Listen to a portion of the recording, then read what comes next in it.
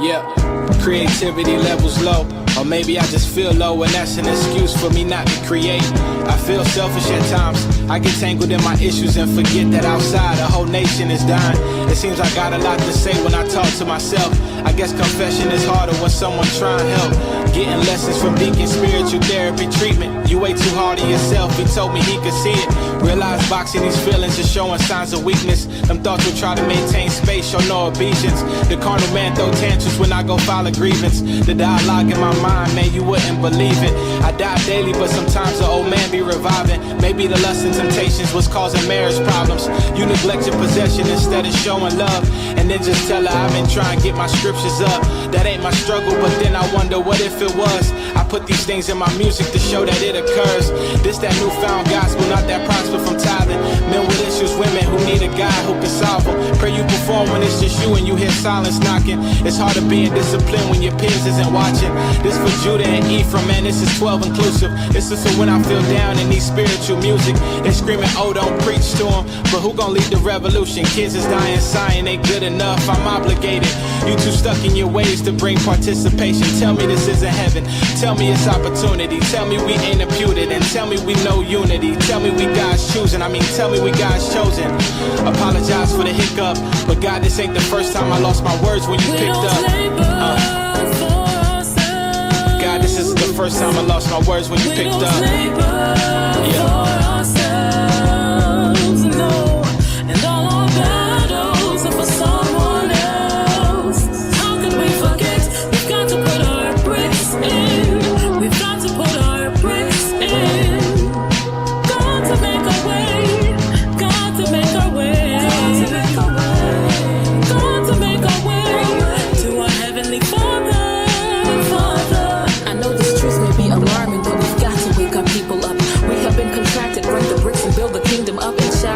No one's going unless the Father's willing it. And I'm just trying hard not to get purged out in the wilderness for real. I don't want to be seen as unprofitable.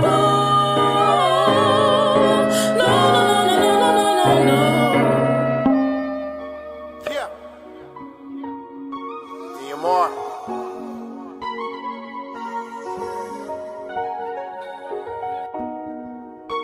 All praise to the Father. Bless.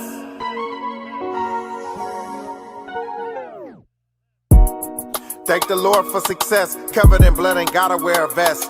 Raised in the West, where every day is a test. Claim the wrong set, they leave your body a mess. Really though, I done made it from the bottom to the top. Praise the Lord, your boy never stopped. Doctrine get mop, boop bop, kicked around the place. Playing games and talking about some grace. I'ma bring it to your face, defend it, trying to cover another race. Best believe no Edomite is safe when Christ hit this place. Only coming for Cedar Jake. Other nations prepare to see your wake. Eternal life at stake. So I study, pray, apply. Killing my demons, call it homicide. I've been bona fide to prophesy. Call me certified, attacking evil against the sinner side. Look at how I ride, watch how I roll with it. I be all in, but I never sold my soul in it. I'ma put my soul in it. From the cradle to the grave, born again, returning as a babe. Living in this maze, my people, they full of rage. Living in the days like sentence, lock us in cage. Really though, found the Lord when situation was funky. Held my own ground in trials when time was funky. Glory to the Father, put real ones all around me. Threw me life jackets, helped me keep from drowning. Down on my luck, G.O.D., that's where I found him. Never hit the pen, only did a bit in the county. Glory to the Lord, I escaped from all the madness. Cause Lord only knows how Lil J was a savage. Glory to the Lord, I escaped from all the madness. Cause Lord only knows how Little J was a savage. Thank you.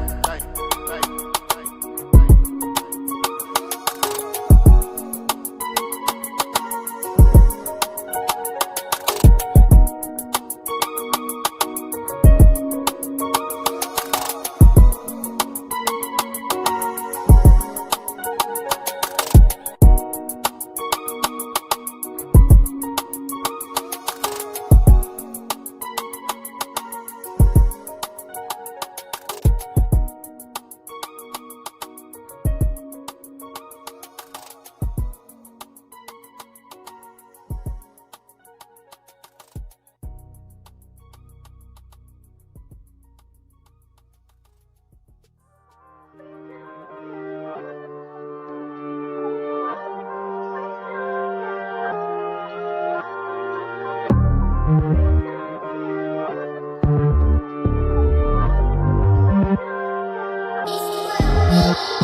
want freedom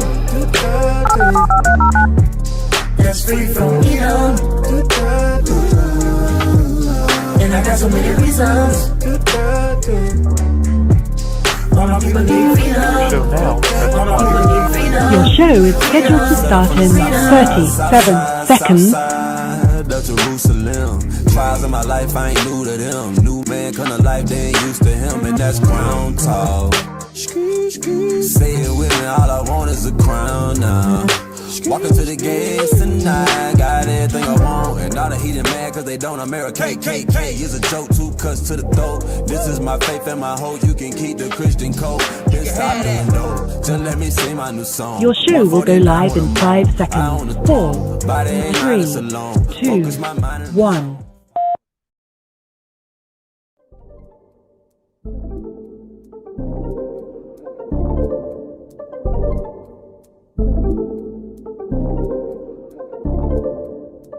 It's that time again. Yeah.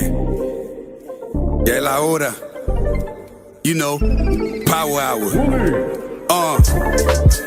Ponle atención, class is in session. Tune in for an hour, maybe more, that's a blessing. Learn from the captains and the leadership. Flee from religion, cause them churches never teaching shit. Everything you learn for your benefit. Line upon line is a requisite. Never take a deficit, yeah. That mean you take a loss if you stray from the way.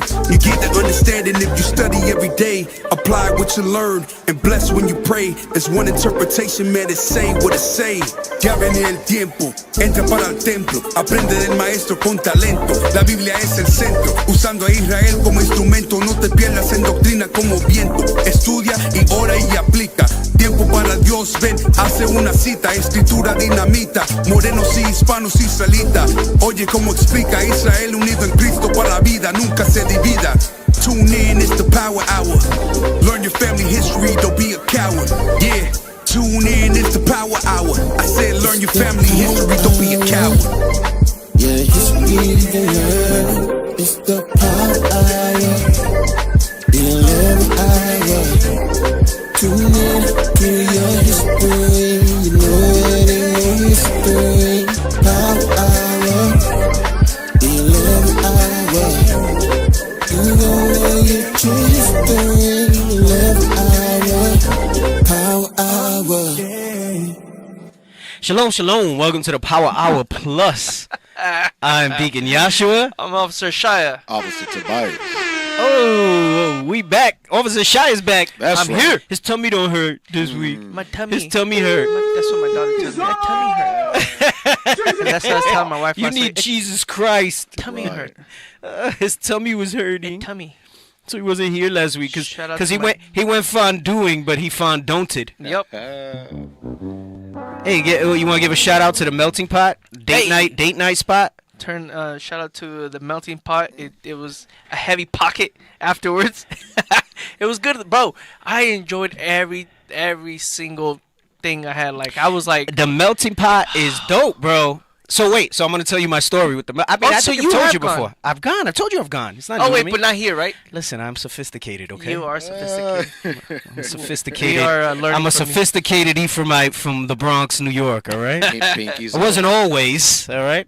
I grew up with we spoke about no frills on the Yep, show. yep, I grew up in the no frills. I started packing bags when I was 8 to make money, delivering newspapers when I was 12. I remember I couldn't get into some buildings. There used to be a little awning on the top of the lobby because the buildings in the projects, they all had these code, like it was Yeah. supposed to be get for in. safety. Yeah. Right. And, if I didn't deliver my papers, I didn't get paid for my route. So I would take my paper bag, I would climb up on the fence, and I'm short. So, if you're tall, Right. this is not a big deal for you guys. Yeah. And I used to hop up with my paper bag, throw that thing up on the little balcony, pull myself up, climb through the window on the second floor if I couldn't get in the building so I could deliver my papers. Dang. I remember one time I had the flu. And I was trying to take off, and the freaking prick was like, you better get it in. Like his name was Bob. He was a red, hairy Edomite, Bob. I'll never forget him. Bob. Typical name, too. And, man, I remember I slammed some Theraflu, and I went and I did my paper route in the dead of winter. And there was a few buildings I had to climb up and do that stuff and everything like that. But I always hustle, man. I didn't have a lazy bone in my body, man. Don't get me wrong. I you know, not as much now. I used to suffer from procrastination a lot, but it wasn't from laziness. Right. It's just I would prefer to do other things, you know. So, because some people are just lazy, like they don't want to move and stuff like that. Yeah. I get a little stir crazy after. Yeah. Like when I'm sick. Like the first day, it's like, oh, great, you know, because life slows down. I get to chill. Yeah. But by the end of that first day, man, like I'm antsy, like yeah, like I can't do it. I can't do it. And especially like, you know I'm not like bodybuilder big and stuff, but I'm in the gym like consistently. Like it's a lifestyle for me. I don't do it because like I enjoy it. Like I look forward to. Like I don't feel good if I don't go. So, which means sometimes even depending on how sick I am, I push through and I'll go and I'll do, it might not be the best workout, but seeing you in the air. Yeah, I try to get it in and stuff like that. So I get notifications on my Apple Watch. Yeah. Yeah. But anyway, so melting pot. Oh, that's right, melting pot. See, forgot we were talking.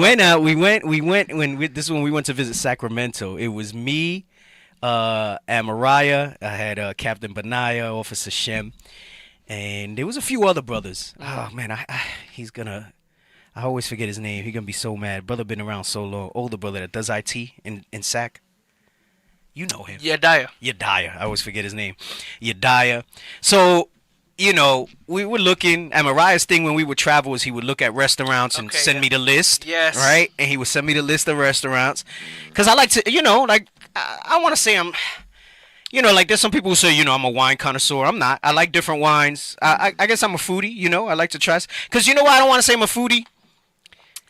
Because you got people like Soldier Ezekiel here in Arizona who thinks he's a foodie. And he's from Arkansas, and that's not a foodie place. Right. No. I'm a foodie. I'm from New York. Yes, you are. All right? New York City, not Buffalo. I have... Or upstate or Utica. All right? So, I always tell people, you don't got to travel the world to eat the world's cuisine. Just go to New York City. That's facts. Just go to New York City. It's like block by block. But literally, in some places, it's block by block. Right. Like if lot of Jews. A lot of the real Jews too, over there in New York City. So like I'll pick stuff, whatever, and I was like, all right, let's go to the melting pot. I have never tried fondue, right? I'm like, I'm a foodie. I've never tried fondue. I mean, I've had dessert fondue. So I don't know if you don't know what fondue is. For some people, who don't know what fondue is. I've had dessert fondue. I think it's French, right? Fondue is French, I believe. I could be wrong. Sounds like cheese. And traditionally, when you think of fondue, most of us who have been exposed to it, it's like a chocolate fountain. Yes. Okay. With melted chocolate, and you dip stuff in it and you eat. It's usually done in a dessert fashion. Yes. Right. But you can do cheese fondue, and in this particular place, it's different broths. Yes. So you basically kind of boil the food. Right. But what makes it fondue is it's a seasoned broth, and it's done at the table, right? Okay, yeah. He has some pictures there. Looking it up. Put the one with the breads and the cheese where it says Montana Happy. That looks good. That looks good. It's kind of like that because you get little forks like that. Right. And they do have a cheese one as an appetizer. That's a cheese fondue. So usually it's either chocolate or cheese. So the one I had it starts with cheese. Then you get a salad. Yeah. Then you get your meats. Well, that's it. So they do like a prefix menu. Yes. And when I went, it was two options. They had one that had like a little extra entrees and then one without. Mm-hmm. Anyway, so the whole dinner is fondue style. So you got to play in a lot of time because it's done in courses and yes. Here's what I think. There's obviously something about breaking bread. Even the scriptures tell you about it. And I don't mean breaking bread like Corinthians 11. I mean sharing a meal together. Yes. Right? There's something about that. Like whenever visitors would come in, right, or people would sit down, let's get them a meal, let's get them this, so on and so forth. So there's something about breaking bread that you bond over a meal with somebody, right, in general. So what happens is the fondue experience kind of fosters that, in my opinion. Okay. So this is why I say it's great for a date night if you want to go, because it's not just bring meals or whatever, because there's waiting in between. And, some people might be like, damn, you're going to pay to cook your food. So you order your entrees, right? And, this particular place has starters, so you could get a selection of breads and veggies with different type of starter fondues, some cheese or whatever else, and you dip that. You can get a salad as well.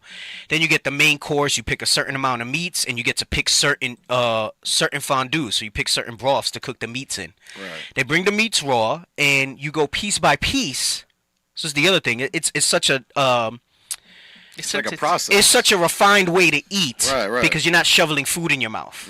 You have to wait between bites and things like that. Right. So this is why I say it stimulates conversation, and you're kind of more aware of what you're eating and things like that.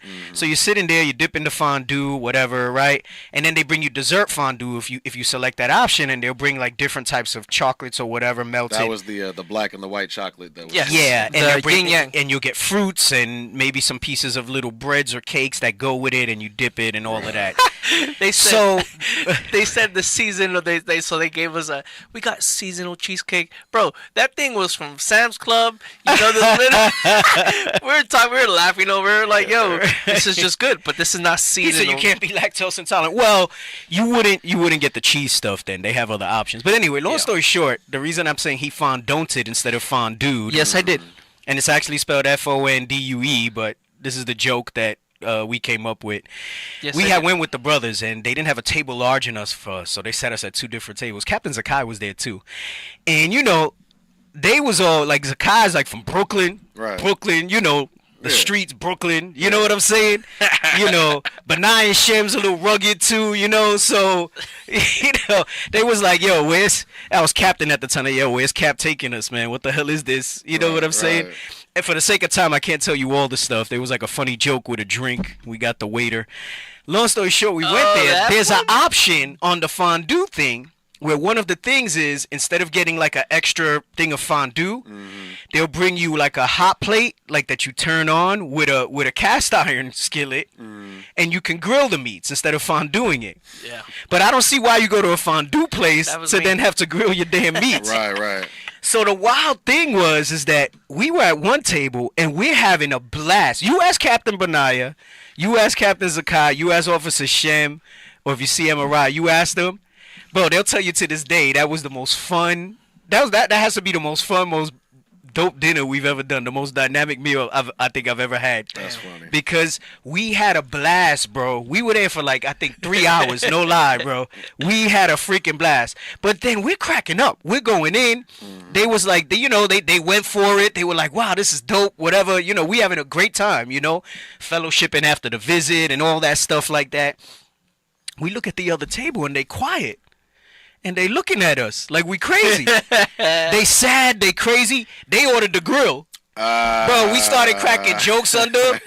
They changed their order. They wanted to order the way that we had it because they were like, what are they doing over there? So we were like, they fondunting. They not doing it right. Right. And we doing it the right way. Bro, you have to you gotta experience it. So it's a romantic setting if you want to do a date night. The officer went with his wife. Yeah.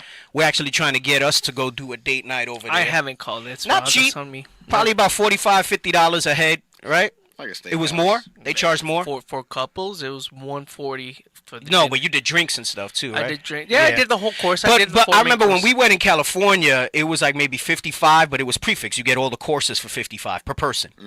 So I'm figuring it's probably within range like that, right? That'd be 110. You said you spent about 140. Yeah, It's like a steakhouse. yeah, moderate steakhouse. Oh, Because no, like if you go to like a Morton's or something, it's more than that. Like Yeah, one yeah. steak's like $100. Right. Yeah. He ain't married yet, so he don't know how much. Yeah, he don't know about that. No, He he's don't know about that. Steakhouses ain't cheap. No, but- and stuff's way more expensive now. But anyway, if you can, it's a nice experience. Yeah, it's cool. The reason I brought that up is because the officer fondunted. He sends a message in the morning. Oh man, I don't feel good. I don't know if I'm gonna do the show. This last week. Tummy I don't know if I'm hurt. gonna do the show. My tummy hurts. Tummy hurt. I ate so much cheese fondue. No. He needs some milk. No, it was too much milk that got him that way. Hey, if you watched last week's show, I'm gonna tell you, the producer's an enabler. It's not me, y'all. I just use the tools. I just use the tools that's provided to me. If you saw the clip, why don't we show the clip again for the people that didn't watch last week, so I can show them the prop. Can you pull that video up? I'm gonna show them we have a new prop for the show. I might incorporate it into some classes when I talk about brothers needing to man up. All right. Well, you getting the clip ready? You looking for it? Yes, sir. He's looking for it. You looking for the clip? All right. Let's talk about it. Yeah, Bro, I never been to fondue like that before. So it's dope. It's dope. I was and it's nice to go. Like if you wanted to go on a date, I would imagine. I didn't. I just went. But you could go with the brothers, and it's a nice time. It was really It's a good. nice time. I enjoyed every bite. I enjoyed the company with my wife. It's It a was nice really time. good. Yo, I didn't know. We were like, can I get my stuff well done? She's like, you cook it. I didn't know. I was Yeah. like, she's like, you actually cook it. Yeah, you put it in there, and they tell That's you. how I new think I was. did they give you recommended times? How long to Yes. put it in there for what you want? Yeah. Well, they actually have a QR code. You scan it, takes you to a website. Oh, and okay. then So it they're a gives little you more high tech. That's timer. probably because we went pre-COVID, so that's like a post-COVID thing with the QR code. And it has a timer, so it Yeah. tells you, okay, chicken, timer, boom. Right. Yo, and you know, Benai is like, he don't ever seem like he real excitable. So you'll talk to him about it, and like he'll just give you like this smile and be like, yeah, that was a fun time, man. That thing was so dope. and that means he was very excited. Right. That means he had a great time. If you know Cat Benaya. But You find it? That was funny. He trying to find it in the chat. Which one was it? What did it say? yeah, stuff like that's pretty cool. I like it better than Korean barbecue. Because I feel like the grill gets sticky sometimes. You ever done Korean barbecue? Never. They got a little grill in the middle. So similar type of thing. You cook the food while you're there. So instead of broths, you use the grill. Excellent. It's very good. It's very tasty. But you go in there and you have to cook it like that's. Yeah, but I mean, they give you premium meats. It's Right. like premium stuff, and like you kind of cook it. I mean, there's something about it though. It's that slow down. I mean, I look at it like if you out in the wilderness and you Right. killed something and you got to sit over the fire and wait while it cooks. Okay. It's kind of that type of vibe, you Right. know. But you're indoors in a restaurant and stuff like that, Yeah. you know. Yeah. Or the experience. Yeah. It was very good to have like conversation with. Oh, that's right. Y'all had the Royalty Duo concert. Oh, I imagine it's good. Everybody loves them. That's some righteous love songs right there. All right, go ahead. So I want to talk to you about the props before we jump into the show, right? Good. But if you didn't watch last week, I'm going to show you what the props are, all right? You still got the fondue on the screen? What's going on here? Oh, I'm behind. Yeah, you're not live. You're not live. I'm not live. Go live, bro. Go live. Go live. Let's go. Stop It's it. too low, bro. Can't Come on. hear nothing. Turn it up. I love you, man. I love you too much. You know, you have no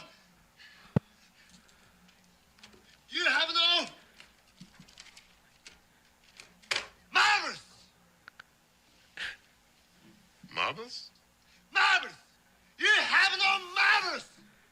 That's my new thing for brothers. You got no marbles. What the hell's wrong with you? Is this the same clip where they show him on the field? You got to show him on the field It's a whole nother when everybody clip. gets into it. Yeah. Oh, come on. All right. So you're setting it up. Do you got the other one ready? Yeah. So he tells him he's no marbles. Wait. So he realizes it's no cojones, right? Meaning he ain't got no balls. You said huevos. He said huevos? Yeah, he said huevos. Right? So here's the prop. This is your soldier, producer in the booth, Othniel. that went and got me this. So Enabler. go ahead. Bully. From the stretch, he's ready.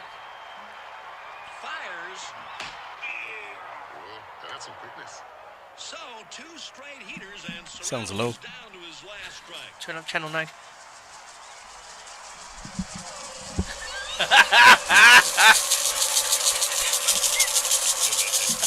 Oh, you guys. Serrano back in the box. The last pitch, man. That was beautiful.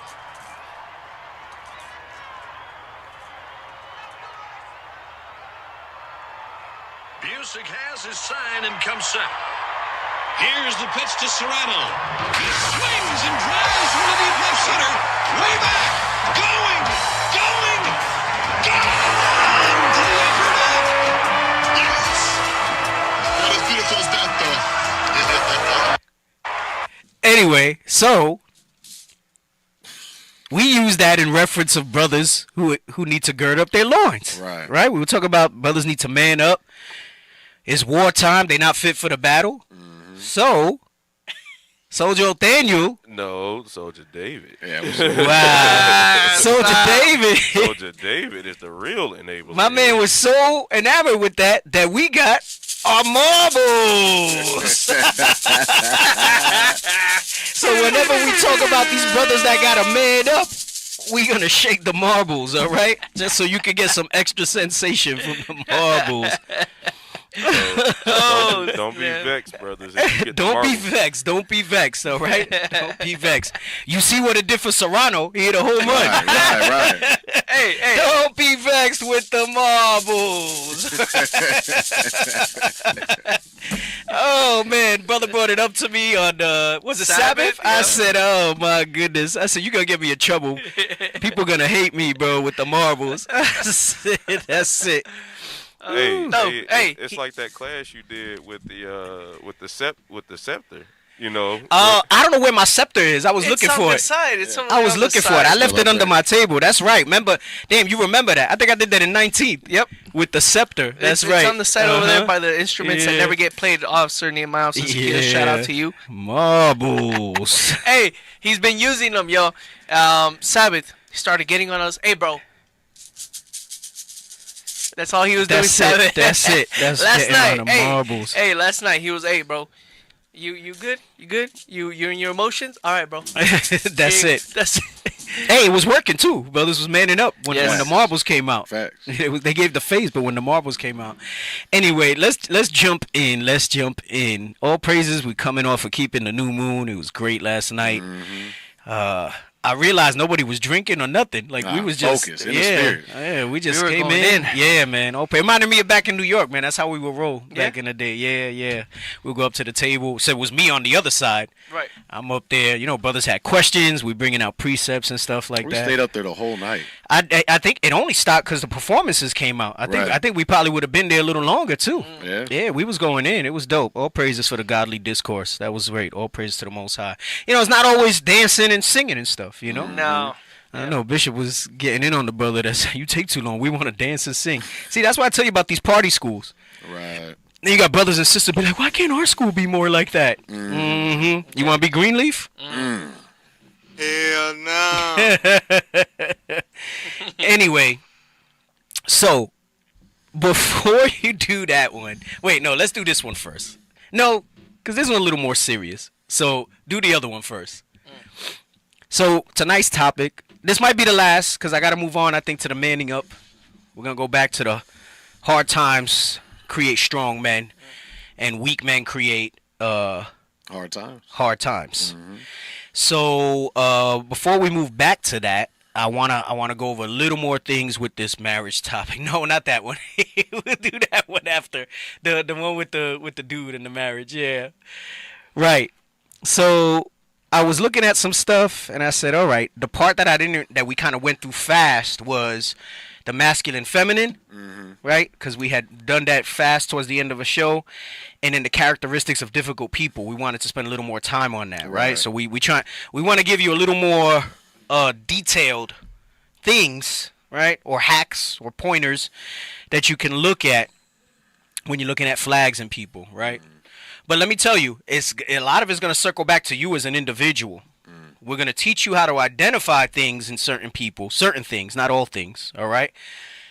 But you need to build yourself to be able to hone and increase the volume on that spiritual voice that's going to allow you to not convince yourself to be in some bad situations in the proving process and moving forward into a marriage that's going to wind up being filled with all types of issues that if you'd have just turned up the volume, honed that skills a little bit on yourself, you'd have been able to identify some things that you could have walked away from prior to taking those. Because once you're in that marriage, you got to make that work. Right.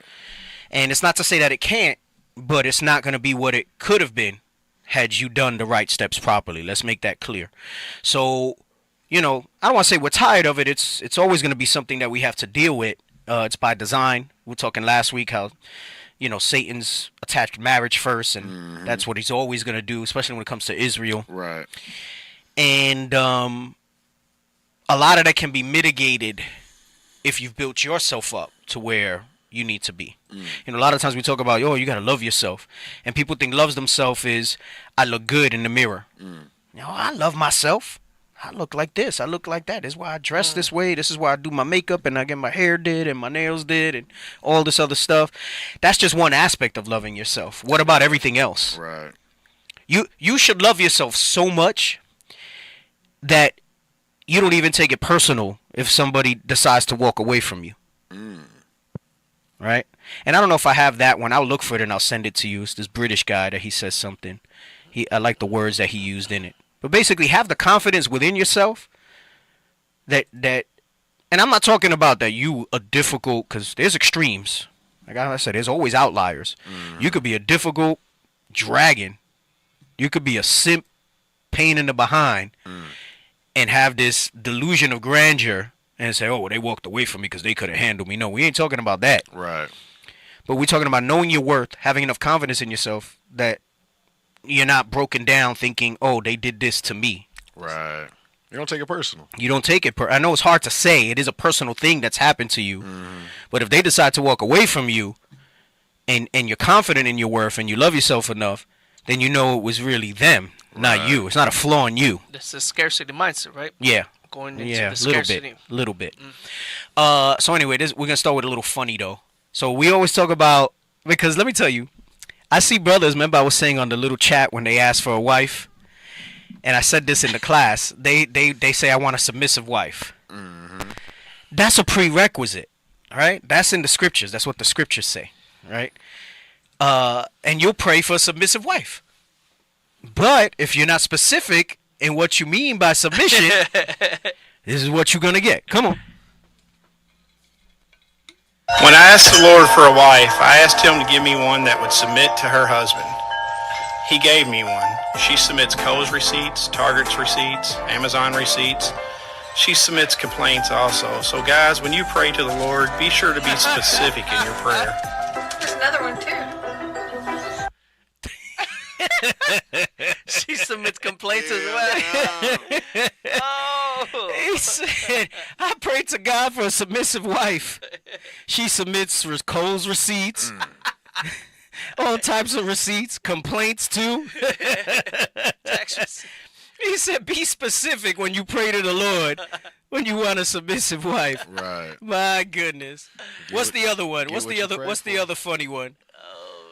Oh goodness. All right, this is just a little humor here. This is a little humor. New York. I'm gonna get on New York for a little bit. All right, go ahead, just play it. Wait. What's going on? So the title is When She Tries to Seduce You, but She's from New York. Oh my goodness. Come on, get the volume right. You said Ruby? Get the volume right. Oh, what happened? Oh, come on, man. Go back. Go back to the chat and bring it back up. Maybe it's not working right from there. Well, strike one. Like just reopen it. Oh my gosh, here we go. Well, they did the marbles, so we got to give them that. The marbles worked well. Brothers and sisters, don't forget, call in 516-531-9797. 516-531-9797. It's been a while since anybody called. Just get the link from the chat again. Maybe it expired in the thing. Why are you trying to do something backwards? Don't forget the Booster Club. You need marbles. I'm trying to buy some time for the IT here. Yeah, go ahead. Try to buy them some time. IUIC fundraising at IsraelUnite.org. Brothers and sisters, remember that your donations are a big help for the nation of Israel, the leadership that travels. All right, y'all see what they did in Haiti. All praise to the Most High. We ready? We good? Let's see if it plays. Make sure we got audio.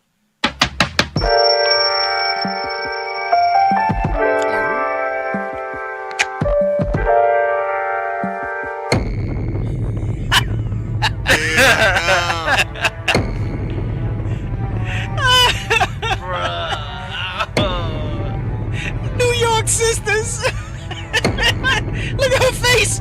Look at what she doing. She said, yo. Oh, snap. Oh my goodness. But brothers always getting on New York. They said these sisters is rough, hard body. They all rocking Timbs. Yo, somebody in the comments said those ain't Timbs. Only Timbs are the wheats. Bro, y'all have no idea.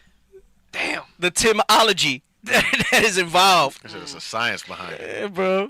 Bro, thing it's is a what- whole study. Bro, there is literally a whole study, Yo, why bro. all the Moabites that are coming from Taiwan to work at the chip factory that I'm Uh-huh. on? They all wear Timbs to work, bro. Now those aren't Timbs. Those are the ones they got in the fact. Those are the bootleg Timbs. Bro, they all wear Those are Levi's. Timbs. Tims.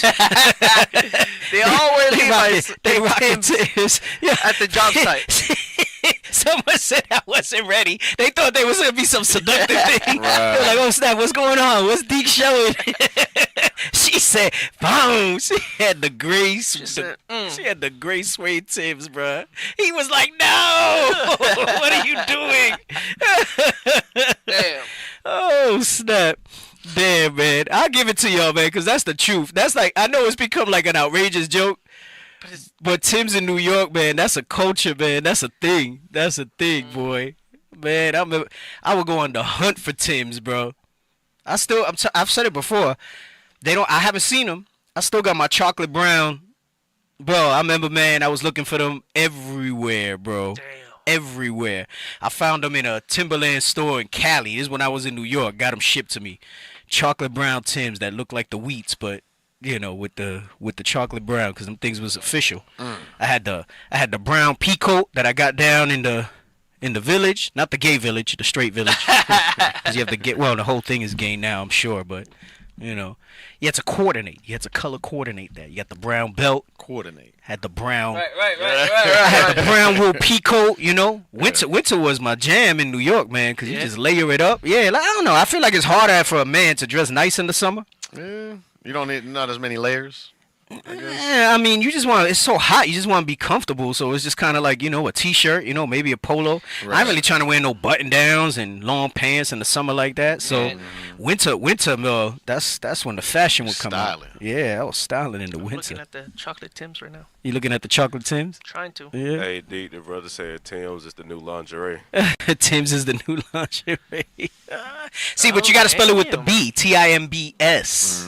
That's official Tim's, Timbs. All right, let's get serious here. Let's get serious. We want to talk about being able to identify the representative. So we're going to go into this. Get me the scriptures about prove a friend. Yes, all right? sir.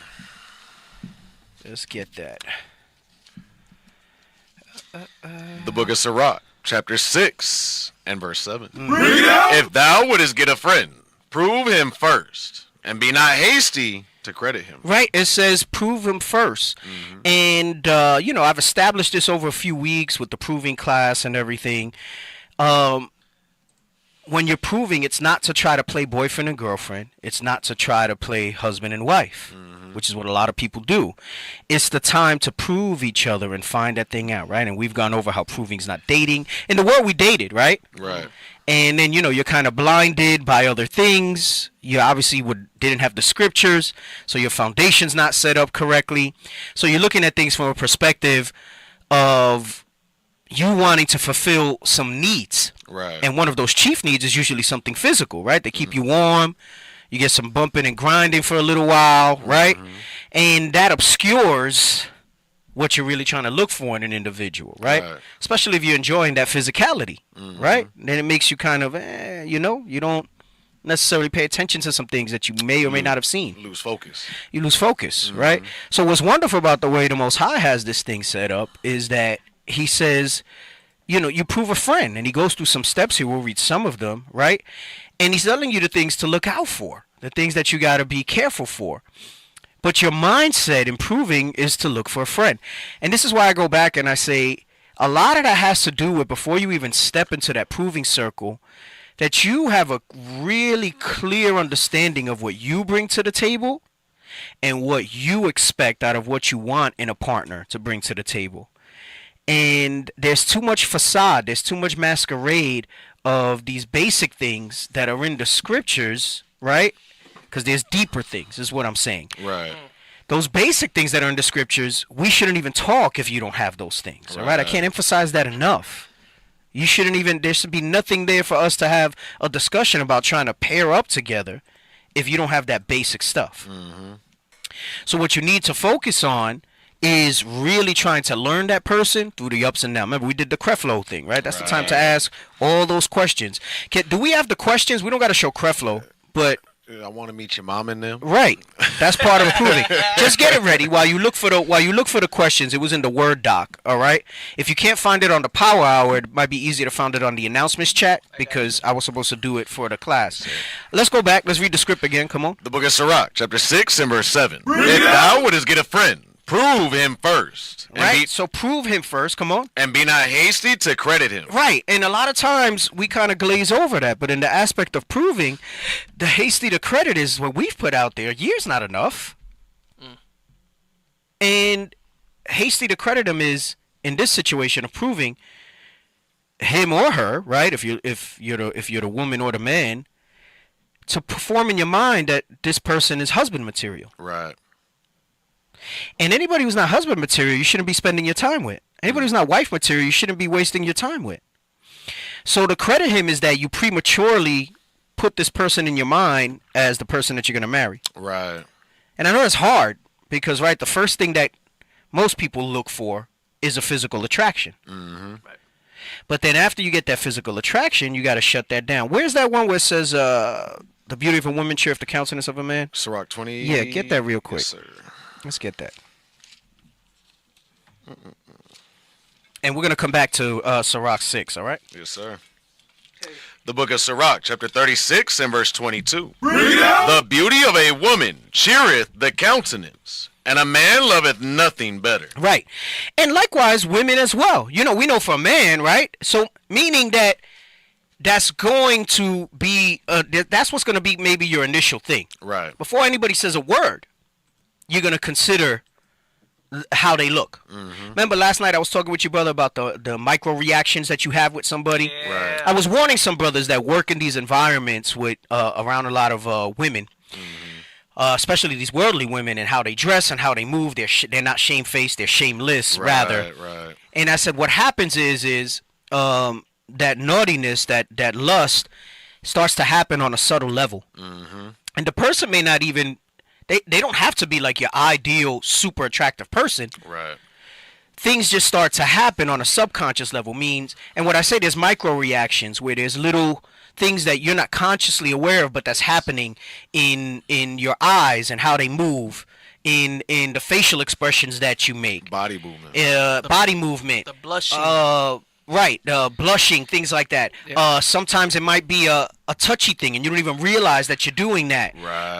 And I don't mean, touching in a provocative way, but, just a little, shoulder touch or whatever. Right. Physiologically, right? I mean, there is stuff that happens as far as scents and things like that, So, they call it pheromones, and, there's things that happen that create attraction. That it's not like you're saying, okay, let me shoot out my pheromones. Mm-hmm. It starts to happen between people. And you might not even have a dialogue there where you're doing something intentional to try to be with somebody, but it starts there. And this is why you have to have like kind of a hyper awareness of what's happening there and realize, okay, let me take a step back, And men are really bad at that because we'll misconstrue signs and stuff like that. I don't know if I posted the one I want to post. Did I post the one about politeness? No? Okay. We'll talk about that in a second. Let me pull that up. Yeah, go ahead. Say something. Might need that. Yeah, say that. Hold on. Because so women are notorious for doing that. You could be talking to a woman and that little laugh, and then that little arm grab that they do. Yep. It's notorious for that. Yep, or the shoulder touch. Right. Yeah, like I feel an electric charge. I sent you the picture that I want to put up, and women are usually more in tune to this. Men are a little more dense about it. Where they misconstrue kindness and politeness, civility for attraction or flirtation. Right. That's it. Let's pull that up real quick. Politeness has become so rare that some people mistake it for flirtation. She's flirting with me. She Right. smiled at me. Right. She She must smiled like at me. She must like me. Right. She's making eye contact. She must like me. Right? And it could just be, depending on the context of where you're at, that somebody's polite, somebody's respectful, especially in our environment, right? We teach the women and the sisters to be respectful. Right, discreet. Doesn't always mean that there's something there, right? Well, that's why Bishop was going over about like sisters. Bishop Kanai was going over about sisters. Don't look at me for more than such and such seconds. Yeah. So because be men polite. men are gonna like right? Yeah. Be polite, Yeah. but don't. And I gotta say, listen, it's knowing this information. I understand. That means it gotta be tough out there for women, because that means there's gonna be a lot of undue attention. Even the ones that are not dressed like hoes. Hey, you know what? That reminds me. That little clip you pulled about the chicks at gym. Remember that, Othaniel? When I had posted the clip with the people at the gym, and then you posted, it's in the feed. You had downloaded a portion of it. Yeah, let's get that too. Let's get that too, because there's two ends to this, and then I'm gonna circle back to my point. I'm gonna find it for him real quick. Yeah, it should be in the feed. I think it was you who downloaded a portion of it. What did it say? Or what? Yes, sir. Yeah, you could just show that portion. We don't need to show the whole thing. That little portion brings the point home, because it was like a 9-minute clip. It was a very good clip. Right. But brothers, I gotta tell you, a sister being polite or whatever does not mean that she's into you. Right. But this goes back to what I'm talking about, those micro reactions though. So that type of thing will happen there.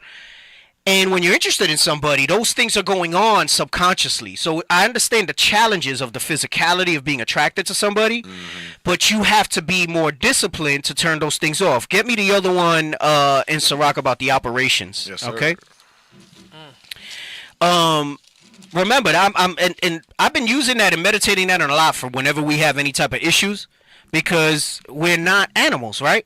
God made us with these faculties to be able to resist those types of things. Is this Sirach 17? Yes, Sirach 17, verse 5. Go ahead, get that. Remember, we have to employ these things, okay? The first 5 that he's going to talk about is going to encompass those micro reactions. Right? There's something going on there that you don't realize is going on, and that's just your senses. But we have sense, and we should have sense, so we go beyond that, right? Go ahead, read this. The book of Sirach, chapter 17 and verse 5. They received the use of the 5 operations of the Lord. Right, and that's the 5 senses. That's where you experience those micro reactions, right? And you might be subconsciously attracted to somebody, but even that doesn't mean you necessarily like them beyond that. There's just something happening there, right? Come on. And in the 6th place, he imparted them understanding. But we have understanding, and we should not be subject to those lusts, to those carnal impulses, right? Come on. And in the 7th, speech, an interpreter of the cogitations thereof. So rather than assume something, how about you ask?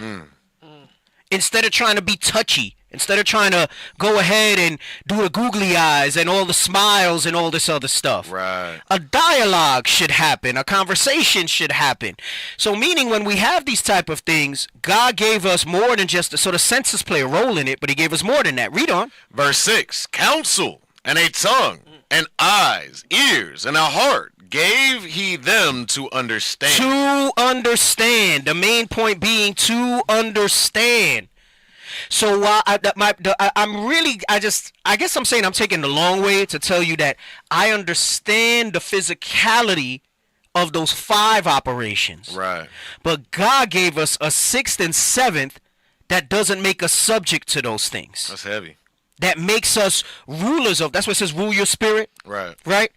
That makes us above those things. Where Paul says, I keep under my body. I keep under my body. Right? Let's get that real quick. People might not know where that is, right? Let's bring that out. The book of 1 Corinthians, chapter 9, and verse 27. But I keep under my body and bring it into subjection. And how does he do that? By what we read in Sirach 17, all right? And 5. Because the part that's the body is those 5 operations. That's just the senses, right? You don't think to activate those things. You don't have to think to activate those things. You see. Right? You smell. Right. If it's pleasing to you, it's pleasing to you. It's just wired into the way he made it. It's our programming, so to speak. But then he also gave us 6 and 7. He gave us 6, which is understanding, to keep your body under, and then the 7th to being able to talk about it. That's why after he says counsel, he gave us. Right. Because meaning, it doesn't mean formal counsel with leadership all the times. It means don't assume. Let's have the conversation and the dialogue to really understand what's being said. And sometimes something may be said and it's still not. Like, for example, you can find somebody attractive, but that doesn't mean you like them. Right. There is a difference. You can say somebody's good looking. No, that happens all the time in the world. I can look at Idris Elba, and I can agree that that's a good-looking brother. But I feel no type of singling sensations in my five senses for Idris Elba. So you can think somebody has a good look to them and not feel anything about them, right? So we have to realize the nuance in that. So read this, what Paul said again. The book of 1 Corinthians, chapter 9 and verse 27. And my main point is for you guys going into proving, I'm acknowledging that it starts with a look. Yes. We brought out how the beauty of a woman cheereth the countenance of a man, right? One of the first of the five senses is the look. Yes, even subtly for women. Right. There's a thing, some women will say they don't want, certain types of guys. I'm not going to get into the whole fat and whatever, but there's something to be said for broad shoulders that subconsciously tells you about somebody, right? A posture, how somebody carries themselves, subconsciously that triggers something, especially in females. Right? In females, it triggers like, okay, this is a commanding presence. This is an authoritative type of man. It looks like. Right. I mean, he could just look like that physically, and then that's when the word. And then he sounds like Mike Tyson when he talks, right? Like although Mike Tyson's a very tough man, I'm not gonna. He'll put the beats on people. You know what I'm saying? Maybe that's a poor example, but oh, that's like there's a clip from a movie. I can't remember what it is. We don't gotta look for it.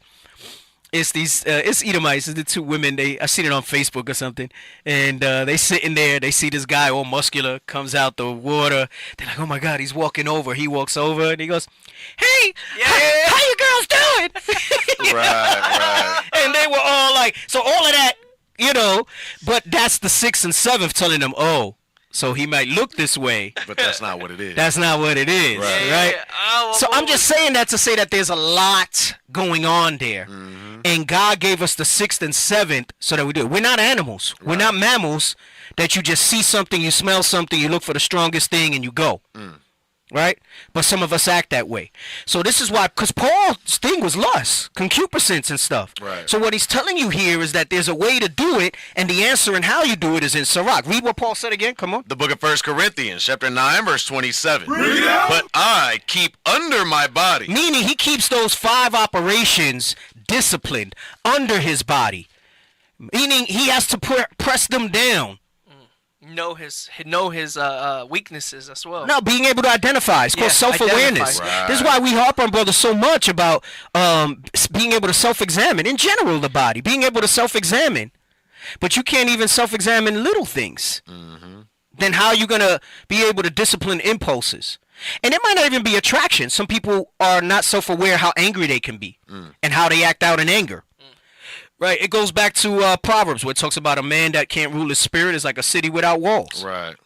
Go ahead, read this from the top again. But I keep under my body and bring it into subjection. And he brings it into subjection by what? The 6th and the 7th operations that God gave us.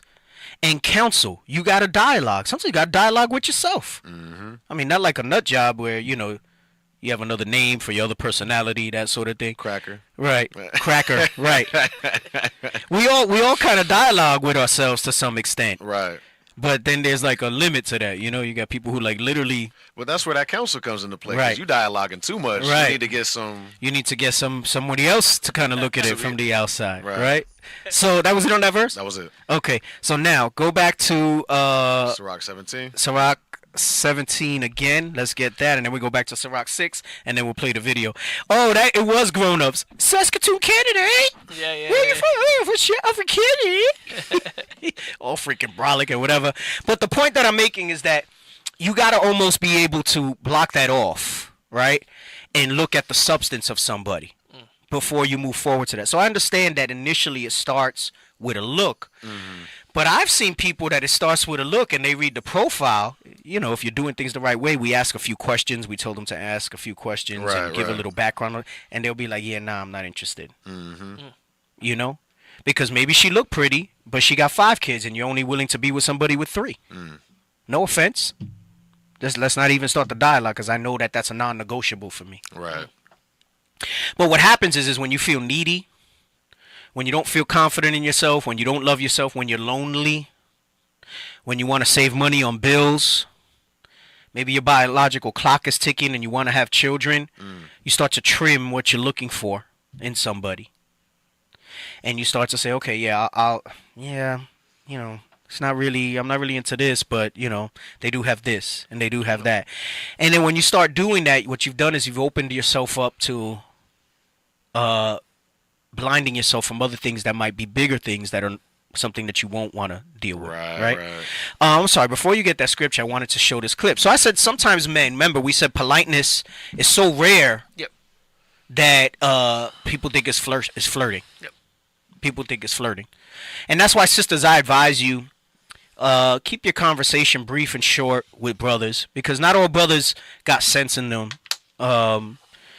Be careful what you share and with who, that doesn't get misconstrued. Like you might have a conversation, because women talk about that stuff, right? I'll say girls because kind of girly too to some extent. Oh yeah, this brother's handsome, that brother's handsome, this brother's handsome, so on and so forth. And they might run and think that means, oh, you want to be with somebody.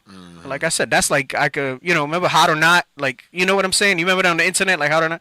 Like, that don't mean you're going to be with them. There was like a thing where you would just rate Hot or Not. It's kind of like Tinder where you swipe left, swipe right. I guess, but you couldn't meet them. It was just pictures and you rated them hot or not. There was no contact info. Right. I think Tinder's like you hook up, right? Yeah, that's the point of it. Right. Okay. Like, so you hook up. And I don't even want to say it's lowering your standards. I think it's that people don't know what their standards really are. That's facts. People don't really know what their standards really are. And this is why I say you got to take a strong self-assessment of you. You know, a lot of times we'll ask brothers, hey, you ready? You ready for someone? Yeah, I'm ready. You know, the sisters will ask the sister, you ready to be submissive? Yeah, I'm ready.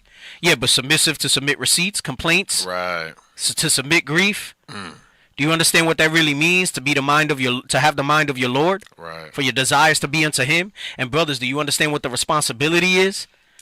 That it says, he who gets a wife gets a possession. That reminds me, there was a sister a few weeks back said, why are you always comparing women to cars? Because Christ spoke in parables. He compared us to trees. Right. He compared us to fruit. That's heavy. And figs. That's right. Where the hell you been at? Now we in modern times. Some of you don't even know what a fig is. So I'm going to talk about freaking cars. Right. Hey, D, they ain't complaining about it when R. Kelly said, you remind me of my Jeep. No, they didn't like that. They were all open to that. They was moist. Keys to ignition. They was moist.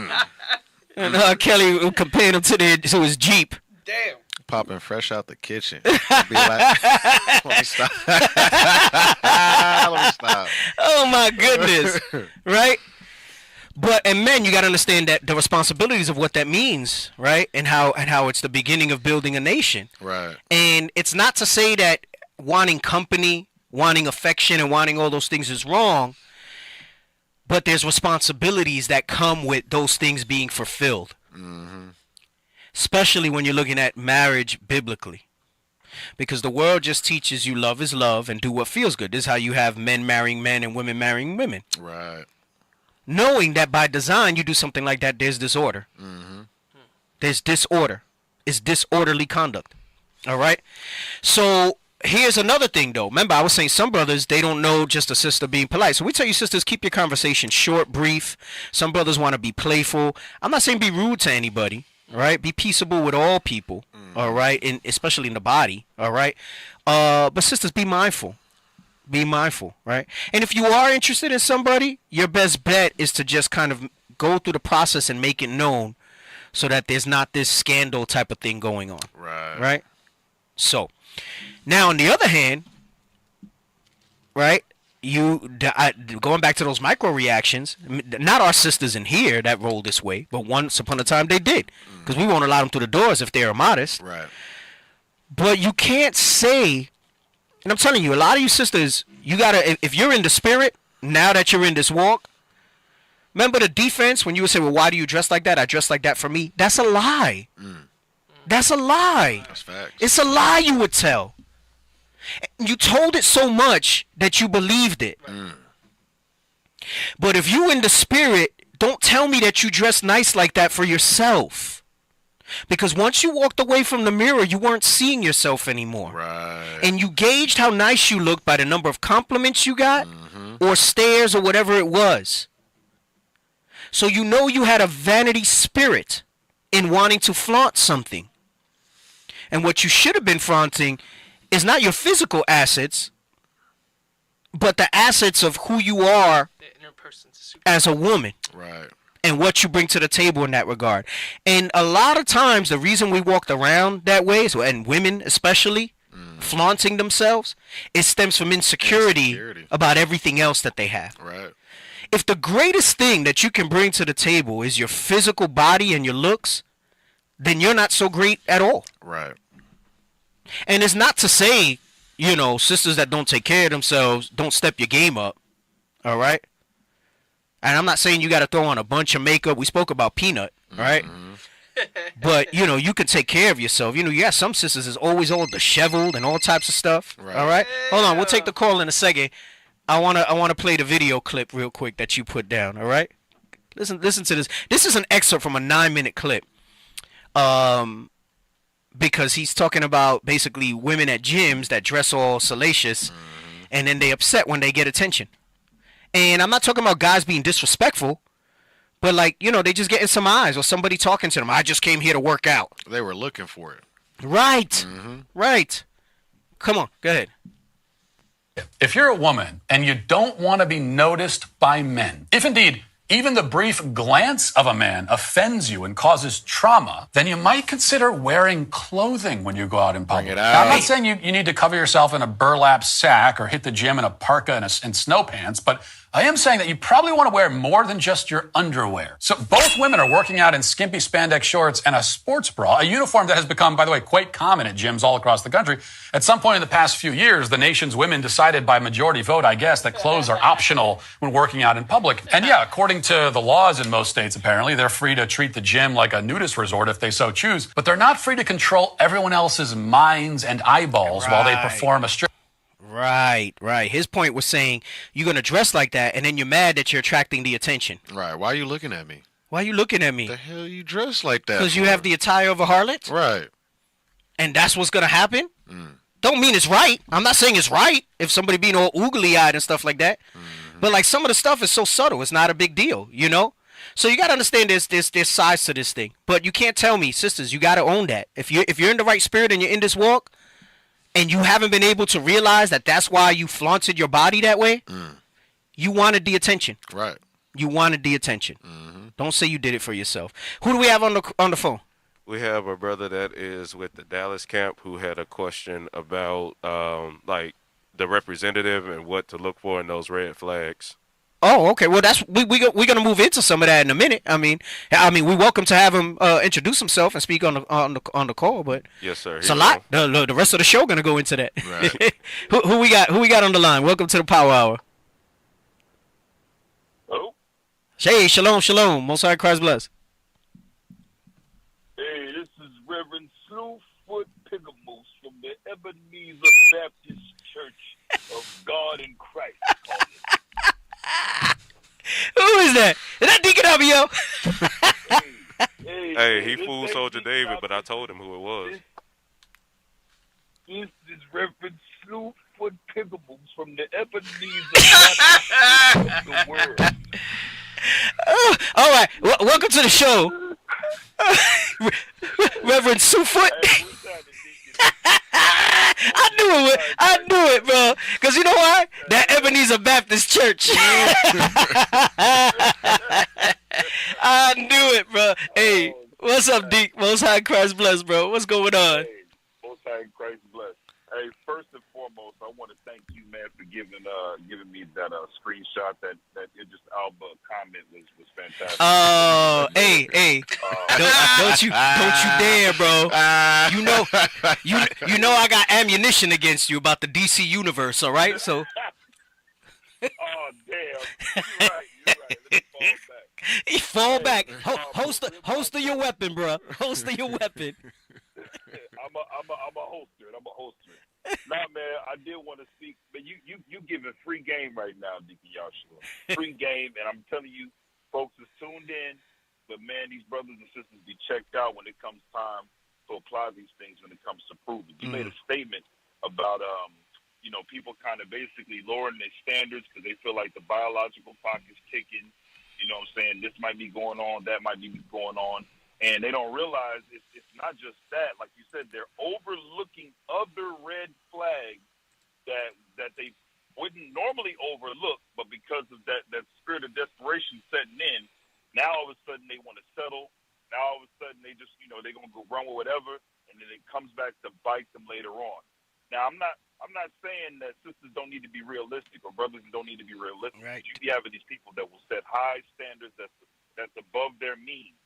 And Kevin, we can pull a whole bunch of Kevin Samuel videos showing that. You sure right about that. You sure right about that. Damn Skippy. But you do need to stick to what it is, what you want. And like I said, brothers who wouldn't necessarily pick the big girl. You know what I'm saying? But because you feel like, you ain't getting looks or you ain't found the one yet, now you went with the sister that you're not attracted to, and then you just set yourself up for later on to have some issues, fornication problems, things like that. Another thing spiraled out, from that. Right. So I pray brothers and sisters just taking heed, man, because like I said, this is free game right now, and we see it over and over, bro, over and over. All praises to the Most High. All praises to the Most High. Yup. Yeah, we definitely moving in that spirit, trying to bring this stuff to people's attention. But, goes back to what we read in Sirach 17, that people just operate on them 5 operations, and they forget about the 6th and 7th, or they become deaf, dumb, and blind spiritually to what they need to be looking for. So, yep. All praises to the Most High, man. You on the road or you in the crib? Yeah, no, I'm on the road, bro. I'm on the road, man. I'm heading to Greenleaf. Oh, Greenleaf? Yeah, man. Oh, man. What's up? You was going to say something else. I cut you, road, D. I cut you. Go ahead. What you going to say something? What I was going to say was also, and like I said, and I don't know how I know this ain't fix your face, so I know I'm trying to be professional. Nah. Bro, if you didn't see me from the beginning, I'm whipping out marbles and stuff like that. Faces getting fixed. Faces get fixed. You just. About the marbles. I forgot y'all got a bag of marbles. But anyway, bro, we got the marbles, bro. You fix them faces, D. You fix them faces. Hey, let's be honest, man. Like I said, brothers be burning also, and they be settling. I'm gonna tell you, once them couple of nuts wear off, and now you can see that sister for what she looked like. Now she don't, you know what I'm saying? Now it's not, of urgency. Like, now you wishing you would have waited. Yeah. Brothers be doing that stuff, man. It's not about busting the nut.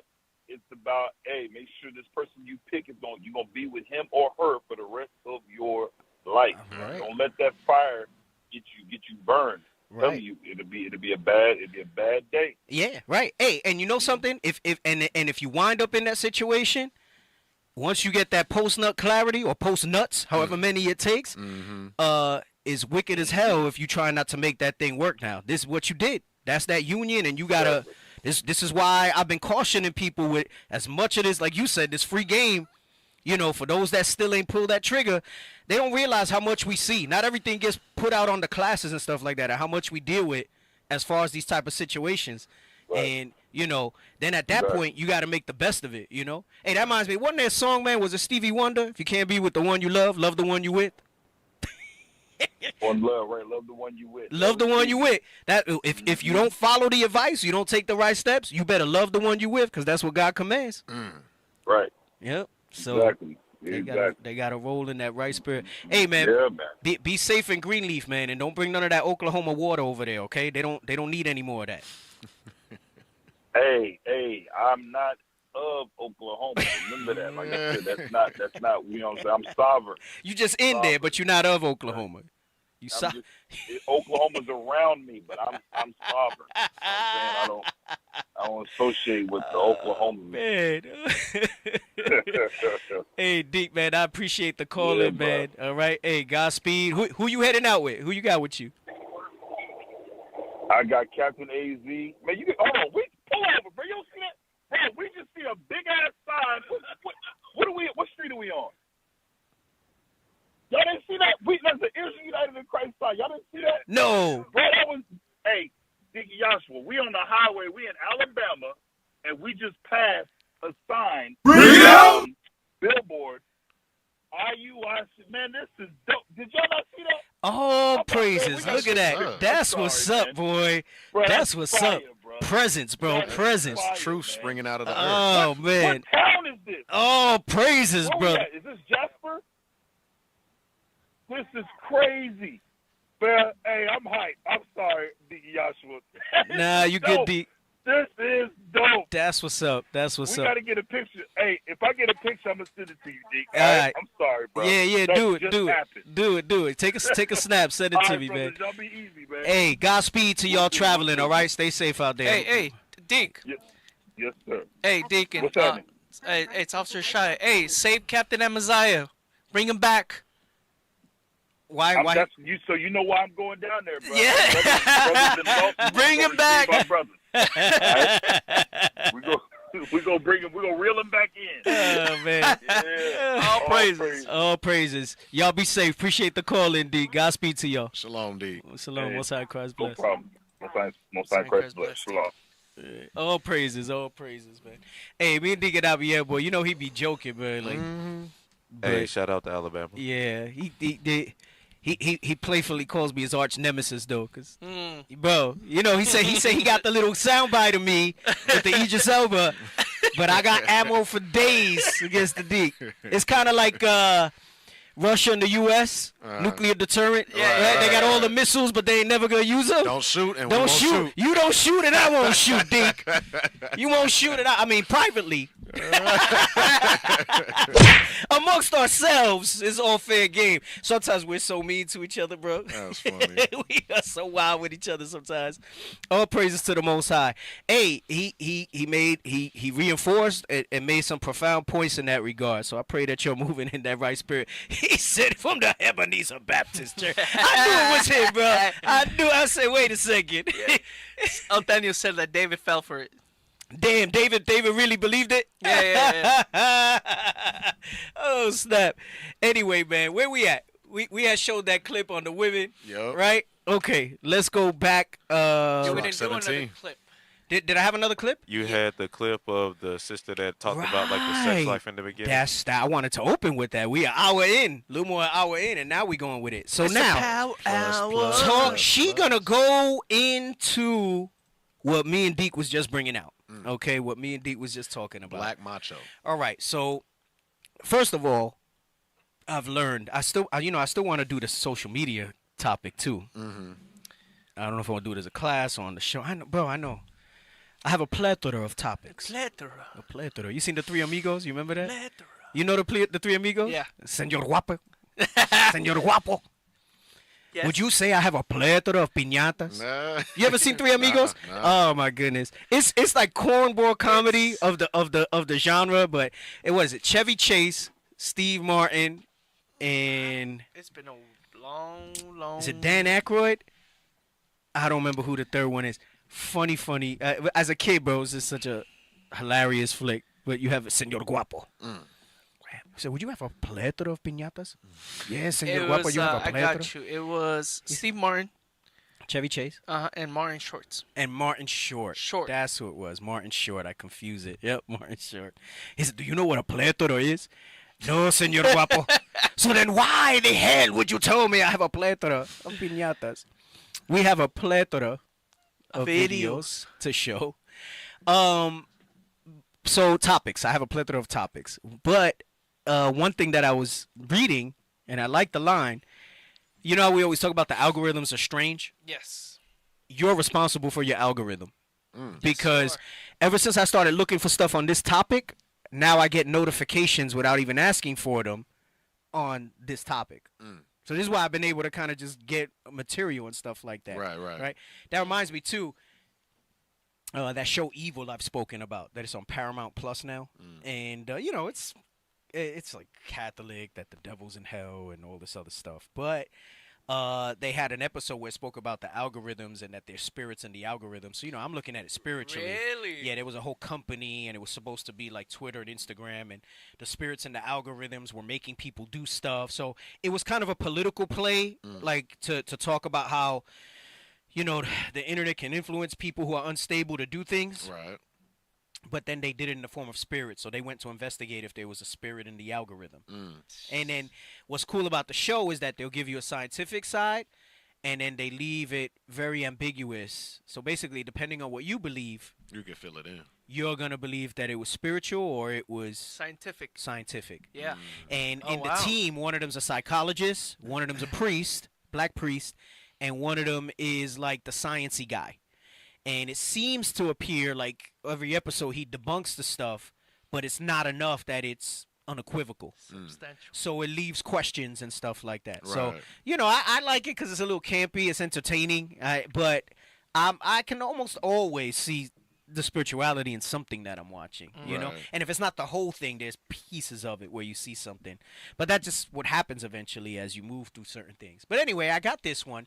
Now, she's going to start talking about premarital sex, okay?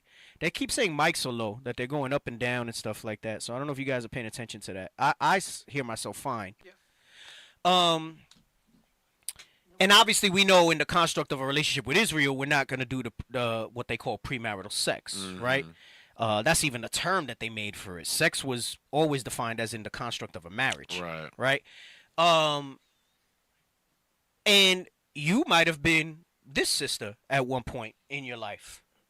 But for sisters who never have been with anybody and they're rolling in the right spirit now, or the ones who did and you know, you're not married now and you're trying to get with somebody, you got to listen to this type of information, okay?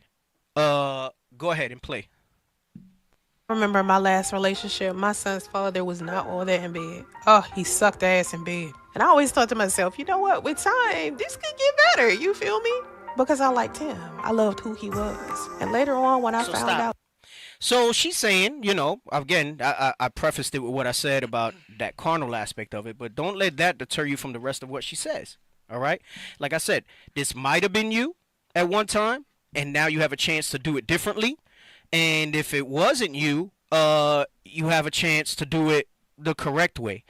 And she's basically said, look, you know, I didn't really like what it was like in the bed, but I figured, you know, he had everything else that I liked.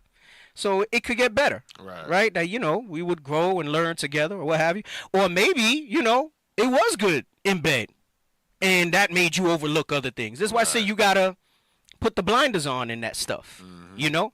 But go ahead. He was just a fairy tale that he created for me. Stop. She said, and then he found out that he was just a fairy tale that he created for her. This is why I said the stranger that I am proving. Because you think you know somebody.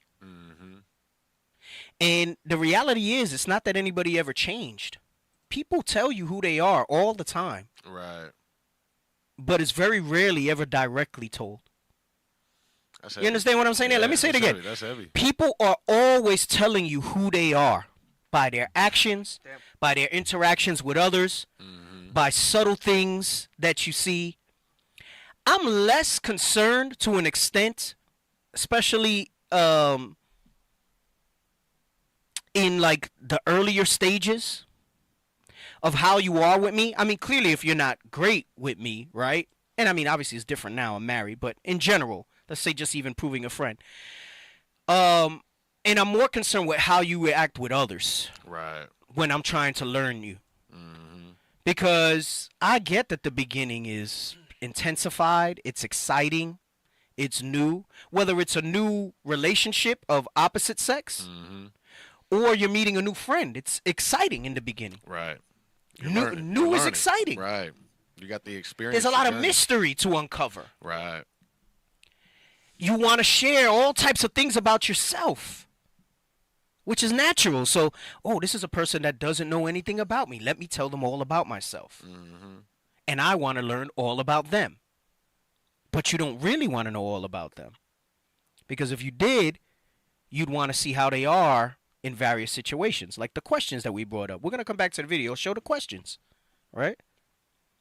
Hey, Deacon, can you repeat that one more time? People always tell you who they are, who People they really are. People are always telling you who they really are, but it's not always directly.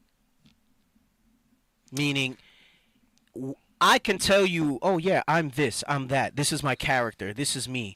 Yeah, I want to do this with my life. And it's not right. You share each other's dreams. Yeah. And it sounds so great, right?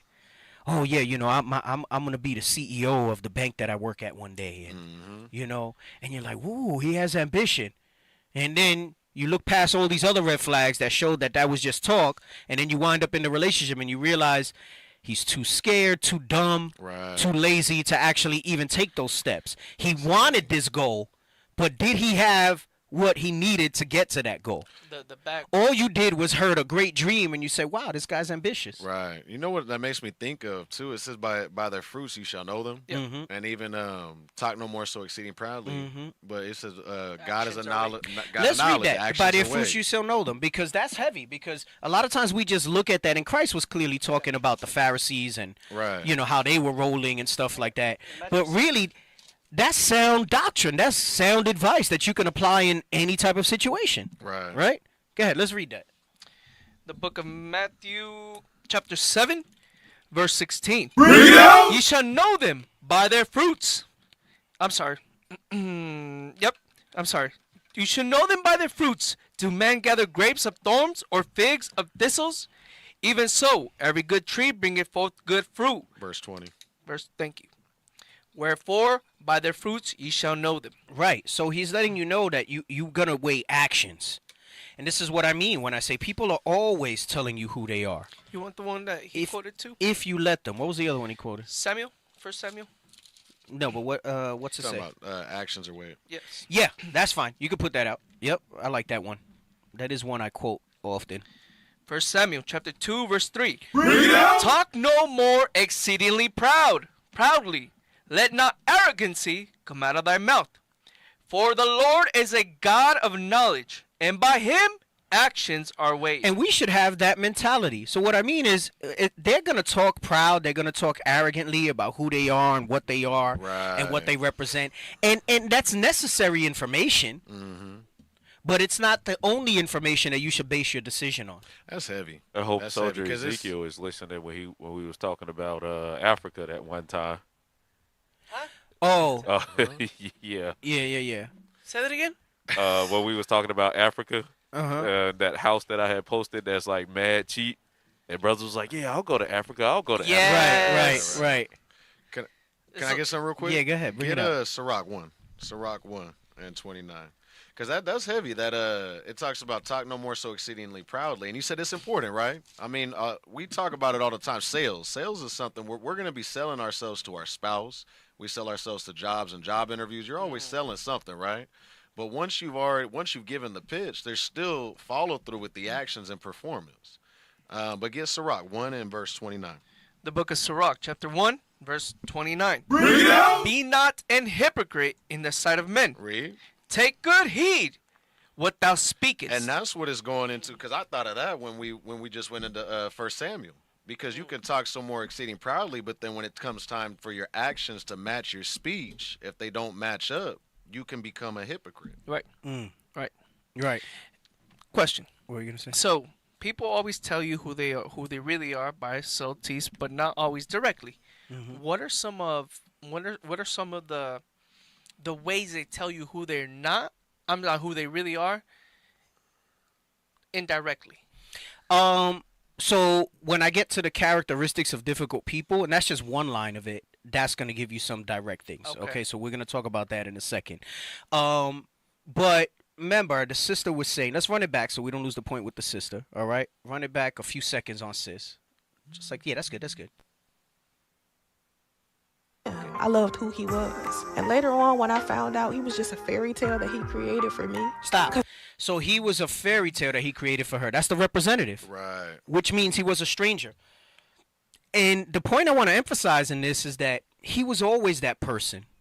You just let your own desires, you just let your own view not see those things. Maybe, I mean, she wasn't blinded by sex. She said the sex was whack, so the representative really got her, right? Some of you might have been blinded by physicality. Maybe, like I said, the sex was great. Right. So you were so focused on that. So you figured if the sex is good, how can not the rest of the relationship be bad? That's the worst thing that you could go into, right? Because the reality is if you have everything else that you need in a relationship, you could work the sex out. You work the sex out because that's just a matter of communication. Right. I mean, the parts work. They do what they do. You just got to be willing to express without the taboo, because in marriage the bedroom's undefiled, right? Meaning it's not fornication, it's not filthy, so there should be no taboo. You should be able to say, hey, I like this, I want to try this, so let's try that, let's see how this goes, right? Hey, I liked it when you at this angle, or hey, when you give me a little more kissing, I like this, or whatever it is. You work through it. Yeah, I'm not gonna get into all sexual stuff. You have that conversation, right? You have that conversation, whatever it is, right? And you should be able to work through that.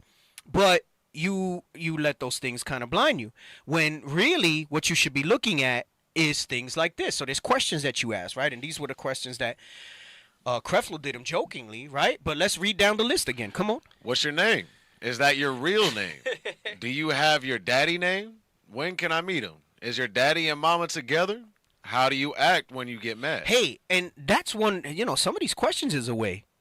When you get to the point where you're meeting the parents, that's going to tell you a lot. Remember how the Most High was saying about Miriam, if your father had only spit in your face, right? Meaning you're going to see, like, is she excessively daddy's girl? Was she a little princess? She an only child? What type of tendencies she's going to have in her behavior? Or how is he with his mom? If it's a guy, okay? You want to see those type of things. You want to see how they act with their friends, with their siblings, with other people. Right? And hey, maybe they have a super dysfunctional family like mine, because I think I'm a pretty well-rounded guy. I'm confident that I'm a high-value guy. I've always felt that way. I've never felt insecure about myself. I've never been arrogant. I've always been humble enough to know, where I can improve. Yeah. But I've always felt, because that's the new term now, high value. I've always felt I was high value. I've always had things to bring to the table. And in a lot of ways, especially the way the world is set up, the scripture says the righteous is more excellent than his neighbor. There's nothing wrong to feel that way.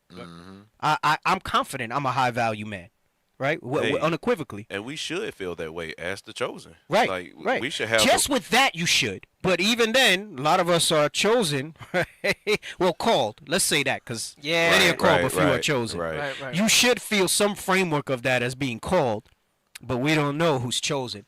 But my point is, it's not from a point of arrogancy. So what you bring to the table and what you offer. But I say that to say, my relationship with my worldly now they're worldly, somewhat dysfunctional, right? Like, I'm not super close with a lot of them, but it's because I know what to stay away from. But the thing is, you got to dig a little deeper into that to understand that, right? Because that'll tell you some stuff. So, do you have a daddy? What's your daddy's name? When can I meet him? Come on.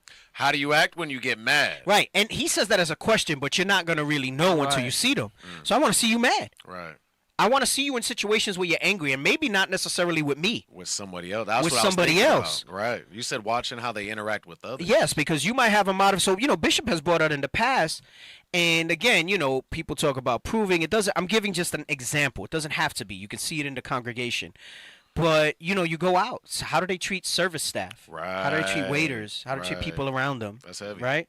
What regard do they have? Maybe you meet a coworker. How do they treat their coworkers, There's different things that you got to see in that regard, right? And even work is a modified behavior, workspace. We're talking about that yesterday. Yeah, it's not the same, right? Go ahead, read on. Do you throw things? Do you cuss around? Do you beat up on people? Do you have a job? Where do you work? How much money do you make? Now, those might be questions that you ask a little later. I don't think you get into money making at the outset, right? Come on. How long have you been working there?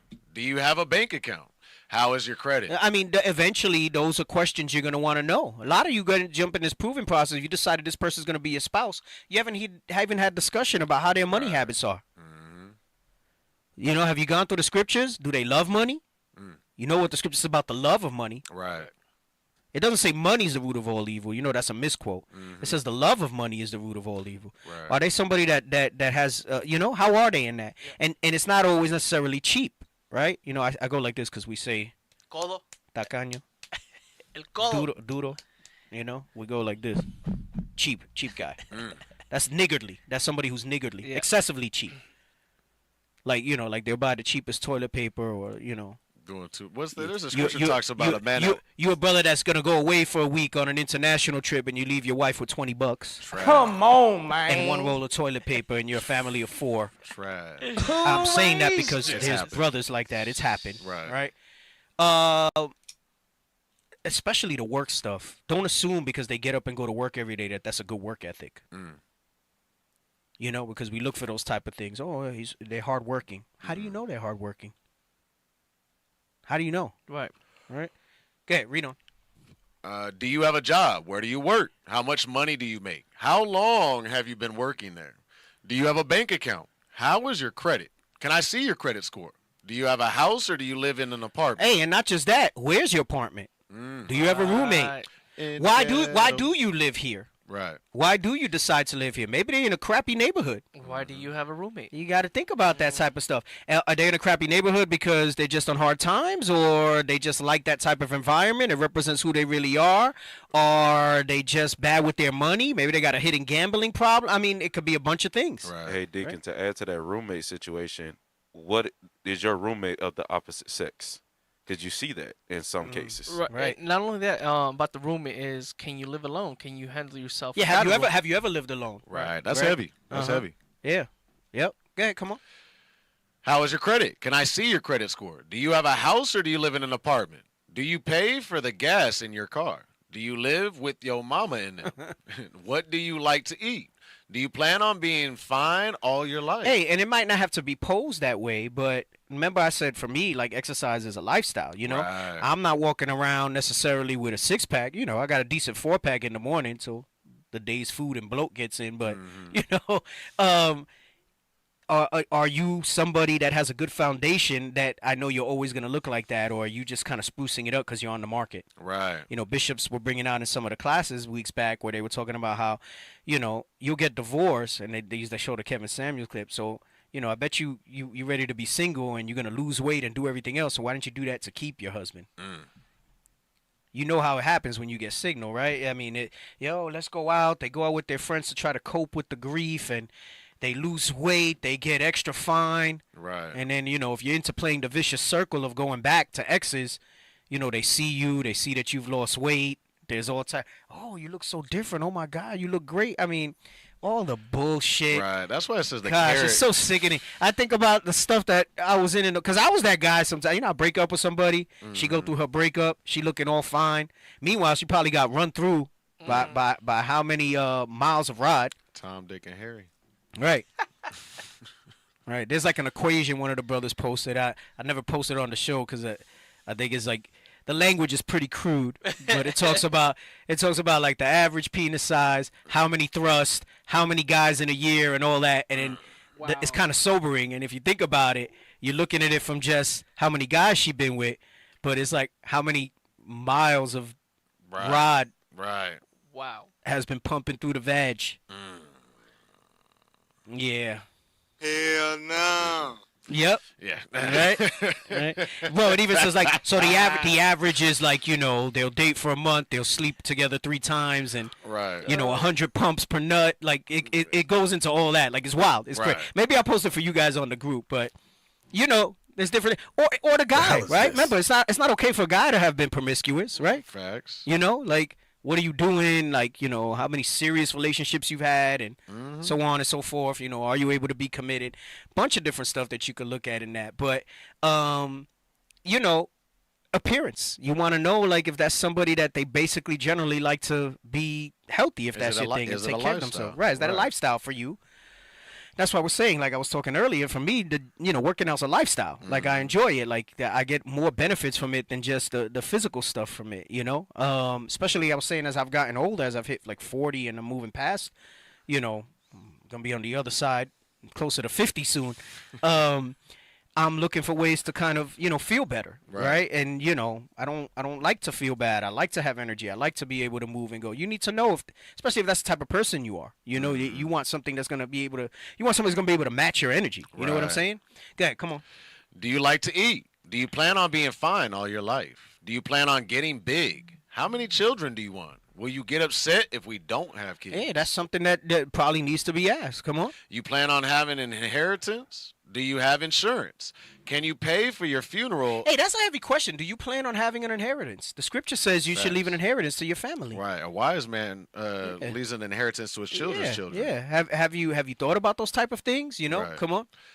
You plan on having an inheritance? Do you have insurance? Can you pay for your funeral if you were to die? Hey, let me tell you, that's a today? big one in Israel, man, because we've been telling people for years to get some sort of coverage so that, you know, your funeral is covered, your family is taken care of, as much as you can. I know some people might not be able to get super high policies, whether it's cost prohibitive or you have health issues, but especially if you got health issues, man, you need to grab onto something. Like, you don't want to leave that burden behind. As much as possible, it's going to be hard enough that they lost you. Why add more issues to that? Why add more trouble to that, right? Okay, come on. How do you look with your makeup? Don't put none on tomorrow, and I need to see. The hair you got on your head, is that yours? Did you purchase it? If so, is it paid for? Right. Or are you in debt? So those are questions, right? Let's go back to sis, and then we're gonna bring up the characteristics of difficult people, and then I want to do the masculine, feminine. Go ahead, come on. Myself, you know what? With time, this could get better. You feel me? Because I liked him. I loved who he was. And later on, when I found out he was just a fairy tale that he created for me, because he was pretending to be what he thought I wanted in a man just so he could have me. Stop. She said he was pretending to be what she thought she wanted in a man just so he could have her. I'm gonna hurt some feelings here. Sisters,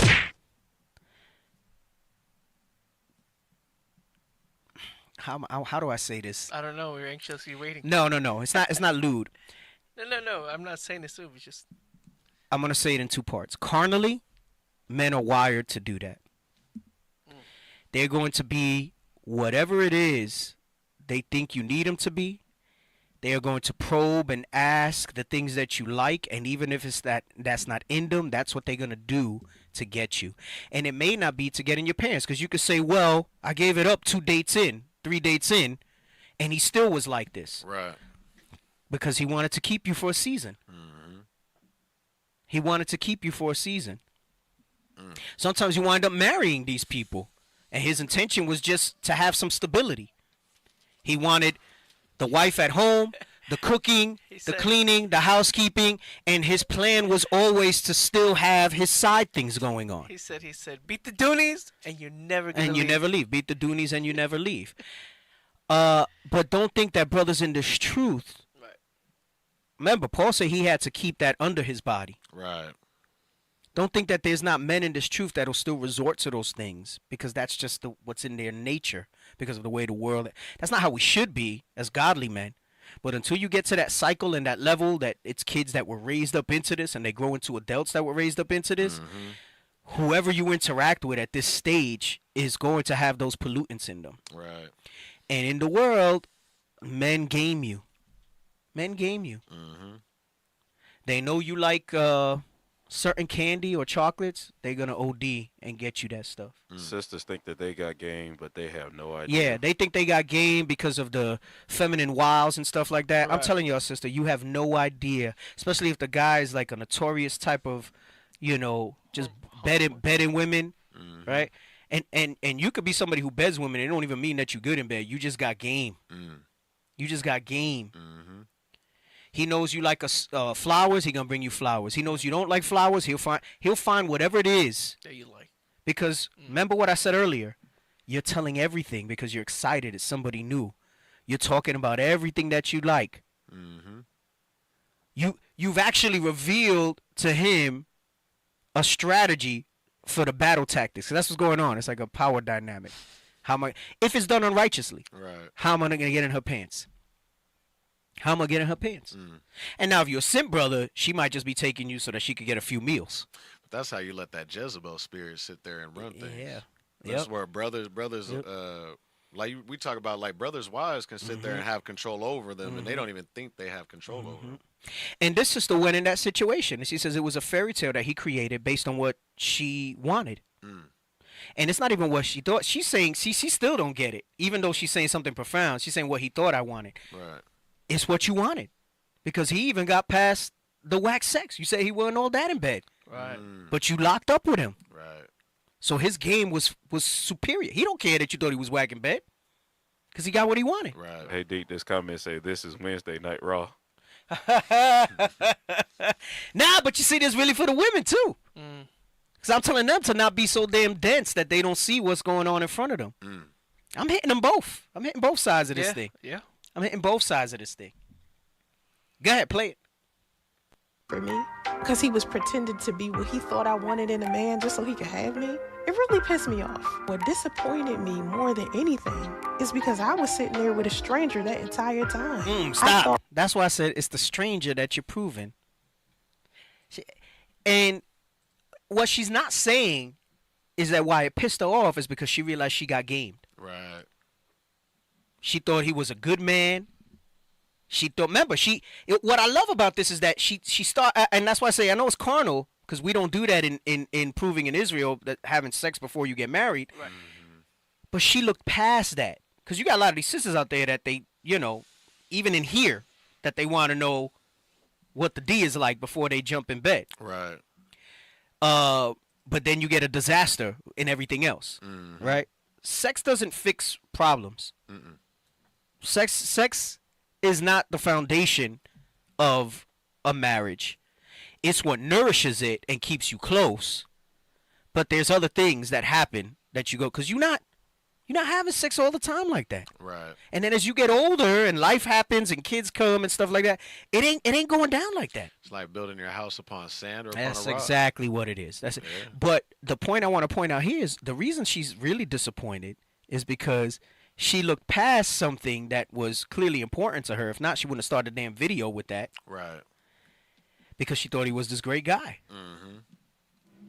And it turns out that he was a stranger. So you sit back and you say, what you're really mad at is yourself, that you let yourself be into that situation, that you gave yourself to somebody in that way. And you should feel like that from the whole proving process. This is why I say I know the value that I bring. Right. Listen, I know it was carnal, but my friends used to joke that, like, I would dodge women. Right. But, like, they would be like, yo, that woman was throwing herself at you. I'm like, I was very selective. They would tell me all the time, man, you could really be out there. You got a lot of options. That's the type of talk that happens. Right. I remember I had this ugly guy, man, and he was like, he goes, I don't have a lot of options, man, so that's why I'm shacked up with my woman and I ain't letting her go. he said, I know. He goes, I'm an ugly dude, I'm overweight. He said, but she good to me and whatever, so I'm staying where I'm at. I'm own it. He said, but you got options. This dude got options. But I'm telling you, I'm trying to let you know what the psychology is of people. That's obviously not my thing now, and I'm not proud of that. Knowing what I know now, I wasn't living right. I wasn't walking right. Yeah, was I a generally good guy? I thought I was good, but I was making whores out of, our sisters. Israel, right. But I'm trying to let you know the game that's out there. And don't just think because they're wearing fringes and a border of blue, the game is gone. Right? The game is gone. And likewise, brothers, you're going to have these sisters out there. And I'm telling you, man, they're going to, this goes for both sides of it. Don't be so, remember, it says the beauty of a woman cheereth the countenance of a man. Don't be so caught up in the looks that you're going to be jacked up in that stuff. Go ahead, come on. Keep playing. Let's finish her up. More than anything is because I was sitting there with a stranger that entire time. I thought I knew who he was because we had an instant connection. We didn't learn to love each other. It was natural. Stop. On my end. She's talking about sex. No, well, she said the sex was whack. She's talking about those micro things. Yeah. Remember I was talking about the stuff that happens? Right. The attraction. Right. Right. And what she was really attracted to is that maybe she was affection starved.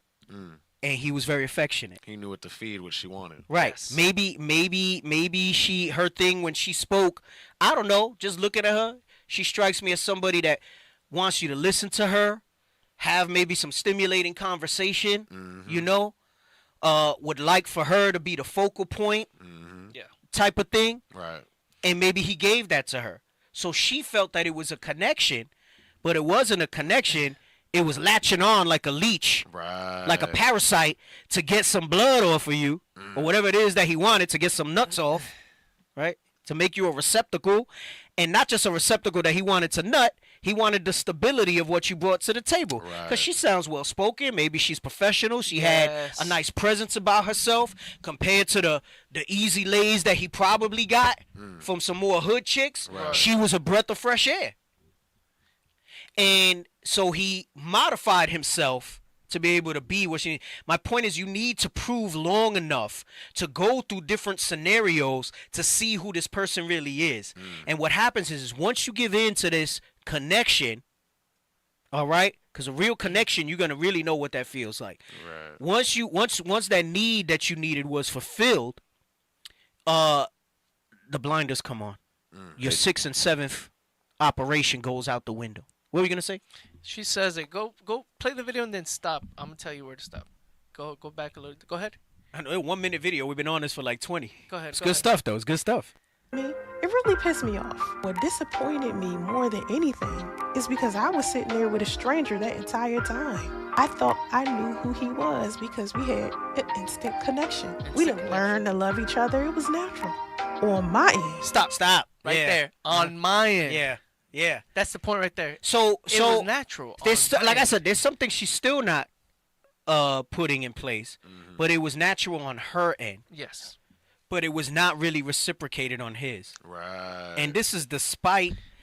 That's what I'm saying. Even behavior by itself is not everything. Like what's directed at me is not nearly as important as how I see you for me to really see how you are. Hey, Deke, this goes back into how, you brought out the point. It takes more than a year. Yeah, it takes more than a year. Year's not somebody enough. can be a representative for a whole We year. put that year out because people were getting married in 2-3 months, and it were disastrous marriages. The year has helped it a little bit. I'll tell you, a lot of people don't like to hear it. I think it should be 3. Sister said basically 90% of brothers out there, sadly, some will pretend for years. Yeah, they will. But so will a lot of sisters too. Let's not get it twisted. I'm talking about the men here because I got a sister talking, right? But and I wanna spread it around because I do gotta warn sisters that again, not just because they in here with fringes and a border of blue. I've said this before. We got some good brothers that are just not good husbands. Don't mean I'm not saying they're abusive and stuff. They just don't get it when it comes to that. Right. But come on, keep playing. Instant connection. We didn't learn to love each other. It was natural. On my end. Because on his end, he was faking the funk the whole time. I'm not saying don't trust your gut. I'm saying sometimes your mind is playing tricks on you. Sometimes your mind will show you something about somebody that's not true. Sometimes you want them to be a good person so bad. You turn a blind eye to so many red flags because you're looking for green. Stop. I remember. So she says your mind will play tricks on you. Get me? Let's go back to Sirach 17, and then I want the other one in Sirach where it says extol yourself in the counsel of your own mind. Right. The book of Sirach, chapter 17, and verse 5. Read out! They received the use of the 5 operations of the Lord, and in the 6th place he imparted them understanding. Right, so she was going by those 5 operations, and a lot of us do, right? Come on. And in the 7th, speech. So he says there's understanding and there's speech. And then the way you avoid your mind playing tricks on you is, like I said, looking, and we're going to go into that next. Perfect, you got it up. Characteristics of difficult people, right? And this is just one line of it, right? I mean, you can, there's so many, there's not enough time, there's not enough shows for me to keep doing this, right? I'm not going to turn the power hour into the relationship advice. Right. I did for a few weeks. But I got to move on to other topics. You know what I'm saying? And just because my spirit was moving me. Now my spirit's moving me in a different direction with grab your marbles. We got to get on the men. Yes, we do. These next few weeks. Facts. We getting on the men. All right? Read on the next verse about counsel. Verse 6. Counsel and a tongue and eyes, ears, and a heart gave he them to understand. Why? Because the eyes and ears, outside of how they're dealing with me, I should be able to see how they're dealing with other people. I should be able to ask certain type of questions that will elicit an answer to me that's not one that I just want to hear. What you don't realize is that in those beginning stages and all that lovey talk you're having as you're getting to know each other, you've given somebody that's not in their right mind all the information they need to turn themselves into who they need to be to win you over. So what you're saying, Deacon, if I may ask you, is you got to do the poker face at the beginning, somewhat, right? Be genuine, what have you, but don't put your cards out like that. Don't show your cards out. Yeah, as much as we would like to say, just be yourself. Yes, be who you are. Be your authentic you. But you got to keep your guards up. You got to keep your guards up and don't bring those guards down until you set milestones of what you need to see in that person.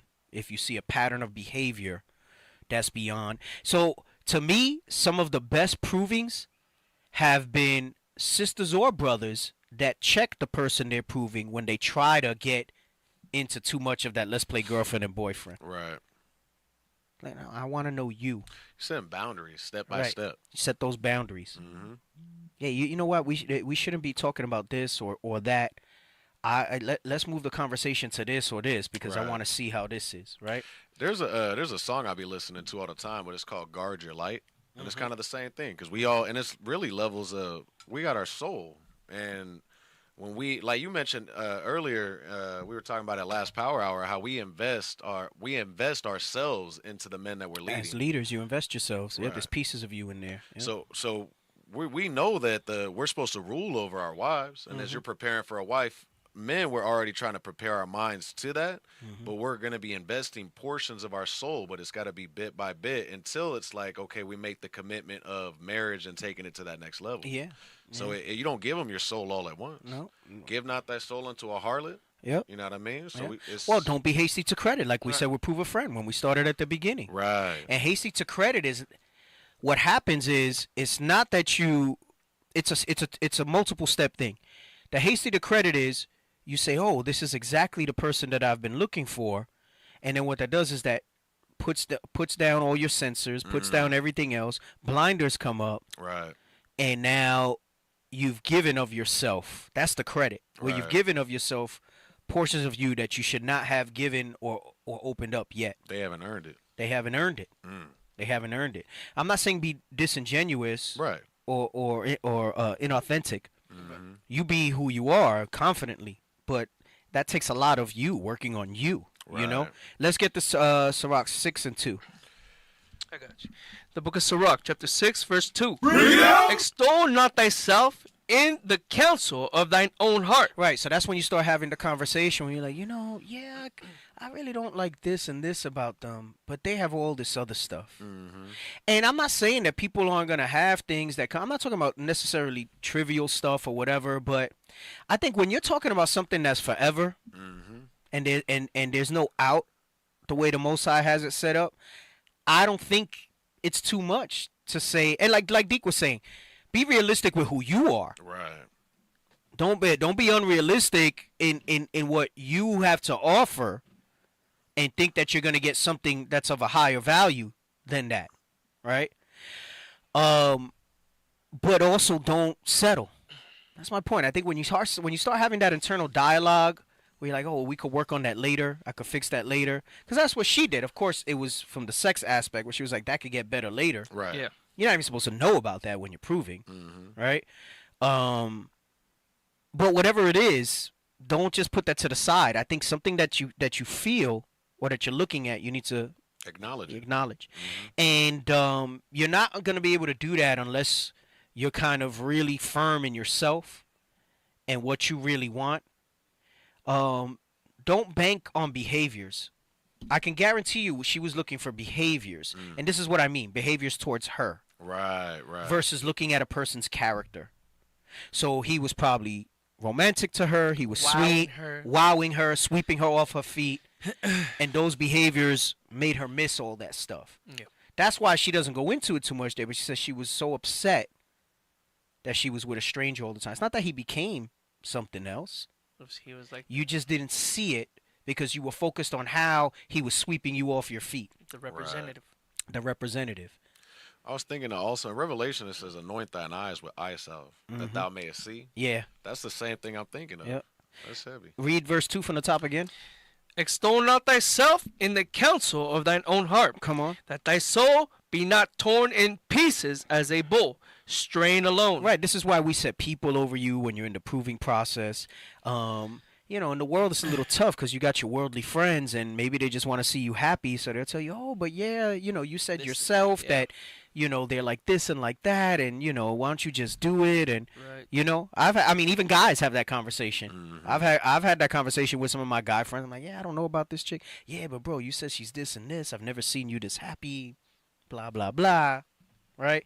And they're not even asking me the right type of questions to guide me along and things like that. So what happens if you don't? That's what I'm saying. I'm not saying your feelings are wrong, but you got to be able to deal with this a little more, right, and less with this. Yo, you know, some brothers and sisters, y'all missing the point, bro. even though it's the same thing, but you know, we're talking about Y'all love, missing so. the point about it doesn't matter if she had an idol in the background. It doesn't matter if she had fake hair and bro, y'all missing the point. The point is, bro, gosh, Those are people who can't see the forest for the trees, man. Yo, straighten Guess what? I gotta use that because they ain't no sisters talking like that in Israel. Y'all the same one always with some stuff like that. Oh, she got this. Don't watch TV then. For real, bro. Y'all straightening in that. Y'all don't watch television then. Yeah, it was a bunch of people that was commenting about her hair. Like that's not the point. Bro, that's not the point. You looking at her hair. Are you serious? Yeah. Y'all need to stay in the spirit. These are the same people that if they not married, they're gonna go into looking for a marriage and not gonna get any type of advice out of it. Because they all worried about that. Do you sit down and watch the TV shows and the movies you watch and do that? Do you go to your job and tell someone? Because some people, I don't watch TV at all. You on the damn internet. You watching something. Right. Do you sit down at your job and you do that too? Just close your eyes. Right? Come on, man. We live in a world where you're going to see stuff like that. That's so simple. That's so simple. Jeez. All right. Characteristics. So let's look at some identifying characteristics. Because remember, what I said is you want to know someone's character. Right. And in order to do that, you need to see sustained behaviors under different stressors. Right? So I some of that's question asking, some of that's seeing how they deal with people around them. A lot of that has to do with, this is why I say it's great that it's somebody that's not new in the body and that's involved in the body. Because you're going to be able to see how they are in certain offices and things like that. You're really going to know somebody, right? And then there's some automatic red flag. I'm not saying rank is everything, but let's say you're talking to somebody of rank, right? They've been a soldier like 8 years. Right. Why? Where's the growth? Yep. And if they start sitting there talking to you that it's because everybody's against them, big red flag. Yep. Big red flag. Anyway, let's look at some of the characteristics of difficult people. They often complain. Right. And I'm not saying that you don't have somebody that when you're becoming a friend with somebody that you don't have that type of dialogue. It's this person to lean on and say stuff. But now you need to put it into context. Are they complaining about everything? Right. Is it just occasionally? Well, you know, someone who's difficult is they often complain. Why? Because they can't take accountability for their actions. Right? Come on. They put others down. Right. So somebody who's always putting others down. Again, you're going to see something in here that goes back to what we were talking about last night with the self-examination piece. Right. That this goes into what I was saying, like with the reports that brothers are telling you who they are by their answers and their things like that and stuff like that, right? They put others down. And it might not even be like they're calling somebody fat or ugly. It could just be that, you know, again, kind of pointing the finger, saying things another way. So they put others down, right? Come on. They are not willing to hear thoughts that conflict with their ideas. Right. So, you know, I mean, I'm not saying you can't meet somebody that you particularly agree with everything, but chances are there's going to be some things that you don't agree with. I want to have those kind of hard conversations if I'm in a proving process. I want to be able to sit there, and when I see that there's some tension or some pushback on a topic, I want to explore that more, not less, because I don't want us to fight. Right. How are you going to resolve it? How are you going to resolve it? How are you going to resolve all the problems that come up in marriage with children and working and everything else? Right. When there is no way. When I can't resolve a simple disagreement with you, right? So they don't want to do it. They don't want to hear ideas that conflict with their own. Come on. They stay in control by putting others down. Right. That kind of goes hand in hand with putting others down, right? So basically, again, it's everybody else's fault. Yeah. They're the ones that are wrong. Come on. They believe their way is the best way. Yeah. So you can see that as, you know, maybe that comes up with you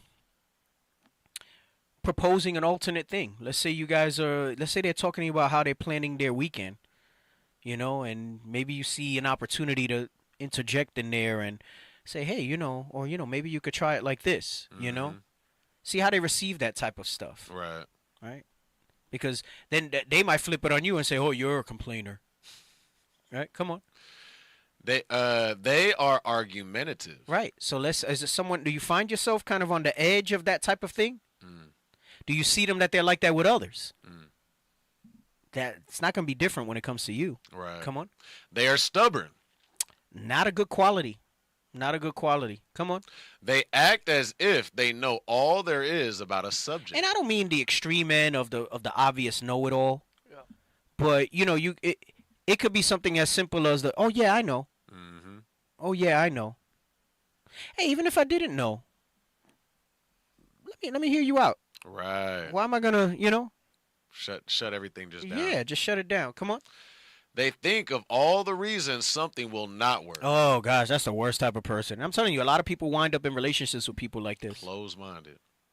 And you don't, and because you didn't do what you needed to do in the proving process, now you're seeing it manifest in the union of marriage, right? Mm-hmm. It says that they think of all the reasons something will not work. And hey, let me tell you something. I always plan and look for the layers of things that can go wrong. Yeah. But then I shore them up so that I can execute on them. All right, come on. What's the word for that? Of people that don't think things won't work all the time. Pessimistic. Negative people. They may agree to things that they may not support later. Right. So that could be small things, that could be big things. That's a big one, and that takes a little time. It could be that they agreed to something with you because they're trying to please you based on information you gave them. Right. And then later you see that it's not like that. Difficult person. Come on. They rush you to make decisions. Putting pressure on you for those sort of things. Rushing you to make decisions. Come on. They make you feel sorry for them to get what they want. Oh, man. That's been going on with the brothers. That's a heavy one. That's been going on with the brothers. Right. That's been going on with the brothers, not even in the context of relationships, but with us as their guides and leaders. That's been going on. Let's go. Right. Read that again. Marble. Read it. They make you feel sorry for them to get what they want. Right. That's been going on with the brothers. Waxing worse and worse. Right. I just want to contribute, and you won't let me. I have a grudge. I have a grudge. And I ain't coming to the school. Yeah. And I'm going to leave because of you guys. That sort of stuff. No one thinks of me. Yeah, no one thinks of me. But let me tell you how that manifests in a relationship. All right? It says they make you feel sorry for them to get what they want. You get into an argument, and then they say, it's just that I had such a rough day. My boss wrote me up. I had a bad interaction with a customer. My sister got me pissed off. I'm dealing with a lot of stuff. I'm struggling here. And I'm not saying that may be the case, but you see a pattern of that. Right. You see a pattern of that. They're trying to make you feel sorry for them. I'm struggling over here. Right. Yeah. I suffer from this and I suffer from that. That sort of stuff. You suffer? Well, don't. Yeah. We had a brother with the incident that we dealt with here. We had him on the phone. This one died last year and that one died last year, and I was just in a bad place. So that's why. Yeah, so that's why I went and did this, thus, and though. Right? Come on. They let you down. Yeah, you got flaky people. And that let you down could be in a lot of different ways. That's frustrating more than a lot of things. Yeah. And let me tell you, this takes more than a year to kind of go through all these things. Go ahead, come on. They may complain to you about someone and then go to that person and complain about you. Oh, yeah, Bro, that happens thing a lot. right there is that vexing. thing happens a lot. That thing happens a lot. And, they usually say somebody that complains to you about others, when you're not around, they're probably complaining about you too. Right. Go ahead, come on. Nothing you do is good enough. They always want more. Right, so let's say you have a dialogue, right? Let's say you're proving. I'm gonna stick with the proving. And you have a little disagreement, right? And you come to a resolution, right? And you say, okay, right? And they say, yeah, I would like to see this, and though in the behavior, right? And then they do those things, and then you do those things, and it's still not enough. Right. Right? That's what that's kind of talking about, right? Nothing you do is good enough. They always want more. Meaning, not in a good way that they want something more Trying of you. to build you that up. There's other things that you need to work on, right? Right. But it'll be like the same issue, and then it still doesn't get resolved. So they'll tell you, yeah, I need you to do this, I need you to do that. And then you do those things, and then it still doesn't change anything. Right. They're full of shit. Sorry. Go ahead. They are quick to anger. quick to anger. Yeah, and again, you got to see those type of things in action. Come on. They are often unpredictable. That's a double-minded man. It says they're unstable in all their ways. Right. In all their ways. That means you'll see a pattern of things in them. Somebody who maybe changes jobs a lot, all right? And I know to some extent, you know, you would, but that don't look good. You know, no job stability. I remember I used to do a lot of hiring. You know, and in retail especially, people move a lot because you get bigger pay bumps when you go to a new company, right? Right. As in management, right? As a sales rep, it's usually what it is. But in management, you get bigger pay bumps when you jump around. But if you do that too frequently, it shows that you kind of got no stability, no loyalty to anything, right? You know, you know, maybe there's somebody who didn't finish school, right? And you know, you want to dig into that a little bit. Well, why? What were your challenges? Why didn't you do it? So on and so forth, right? There's things that are present 90 there, right? seconds. Come on, no, we're still gonna go past this. Come on. They act like they have done nothing wrong. Yeah, it's like no accountability again, right? And again, it's funny because you're seeing this. We're talking about this in the context of proving people, but this should probably be shared on the soldiers group here, right? Because we have a lot of brothers here that are under soldiers, and they display these characteristics, right? Come on. They may jab at you with put downs, digs, criticism, and false rumors. Right. So you know, it doesn't have to be a direct, aggressive insult, but that's why it says they jab at you, right? That's indirect. They know what they're doing. Right. No, and it might be very direct. They might say like, you know, oh, well, you know, how come you're like this? Well, it's because you're like this. Right. And I'm not saying that's exclusively untrue all the time, but if that's like the constant thing, then that's a problem. That's a difficult person. All right. Let's go back to the masculine and feminine, and then we can move to wrap up. I think that's the last thing I said. And again, there's still so much more that I left on the table. I did have more things I wanted to go over, some more scriptures I wanted to pull out. We're going to have to go through both of these. Well, no, go to the other one first. Sisters. Again, I want to tell you in general, and maybe this isn't you, and if the shoe fits, wear it, okay? What women think men want in women and what men actually want in women, all right? So a lot of y'all think that, you know, especially in this truth, I think the financial stability is less true. Because a man in this truth knows that he's going to take care of you. And, you know, maybe that doesn't mean you get to stay at home per se, right? But that's not necessarily something that's attractive to him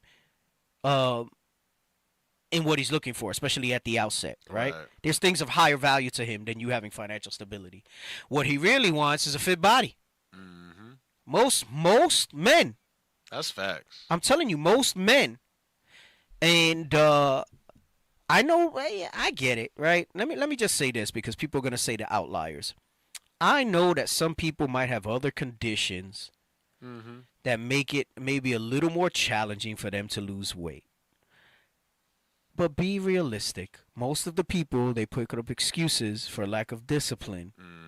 And this is why, especially if you were not always that way and you kind of got that way, a lot has to happen between, I'm talking about the people that are like really obese. Right. A lot has to happen between where you were, because you weren't that big as a kid. Right. And then you wind up It's a that lifestyle. way. It's a lifestyle. Right. And it's even like, I know women have children, right? So their bodies go through changes after children.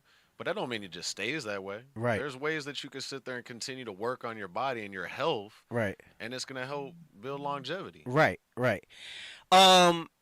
So yes, and then, listen, and I'm talking about fit and realistic expectations, right? We know not everybody's going to be like, you know, as firm, muscular as the table that's here, right? But, you know, generally fit. Generally fit, all right? Confidence. Okay. Kindness outweighs confidence, all right? I would say confidence is not bad, but they're talking about the confidence that you think, like, you know. So you the man. Right. No.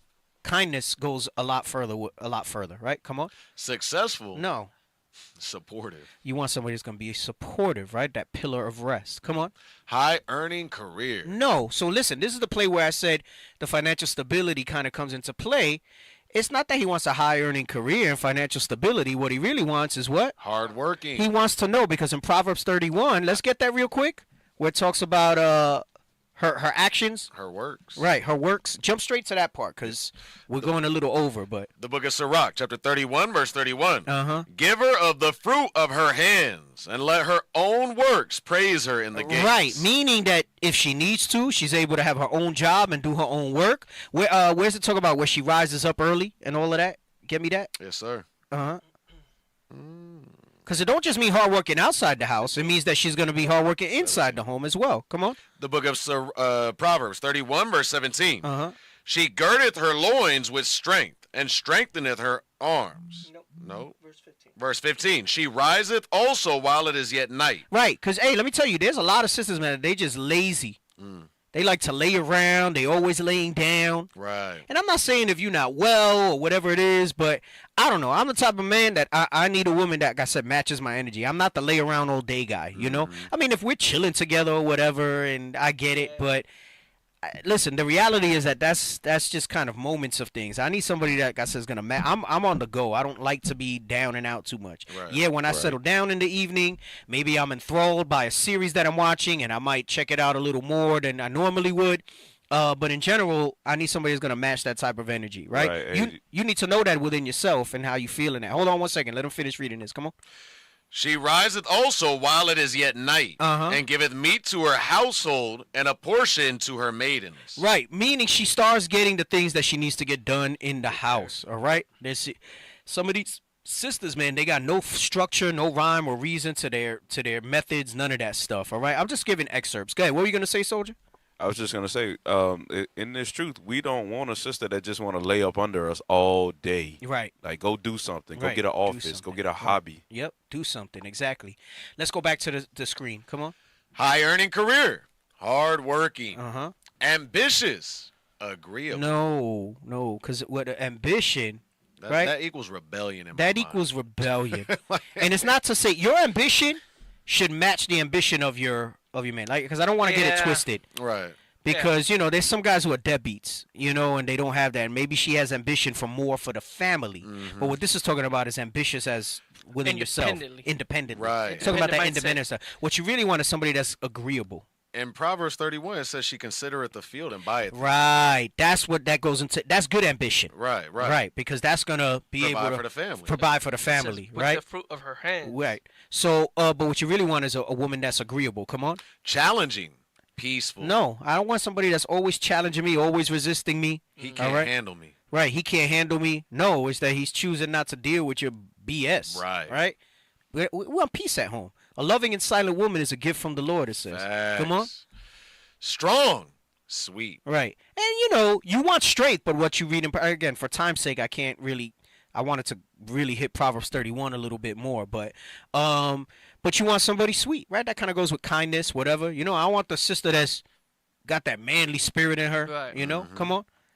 Independent, interdependent. Right, because again, I don't want that independent woman stuff. I want her to know that together, right? Man and woman cleaving to one flesh, her having her desires unto me as a man, all right? And a woman should understand this when she's proven that this is what a man is looking for.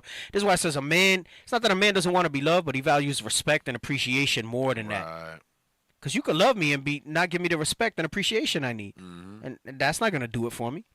Above that, a man wants respect. But that interdependent is that you know where your role is, right? So like the soldier would say, not that you up under me all day, but you understand the structure like you read in 1 Corinthians 11. Right. And you know where your true strength comes from. Just like we know that we as men, we are nothing without the Lord. Right. It's the same with our women got to know that they cannot do things on their own. They need their husband. Right. Exactly. All right. Let me get the masculine, feminine, and we'll wrap it up. I had shown this. I wound up rushing it again.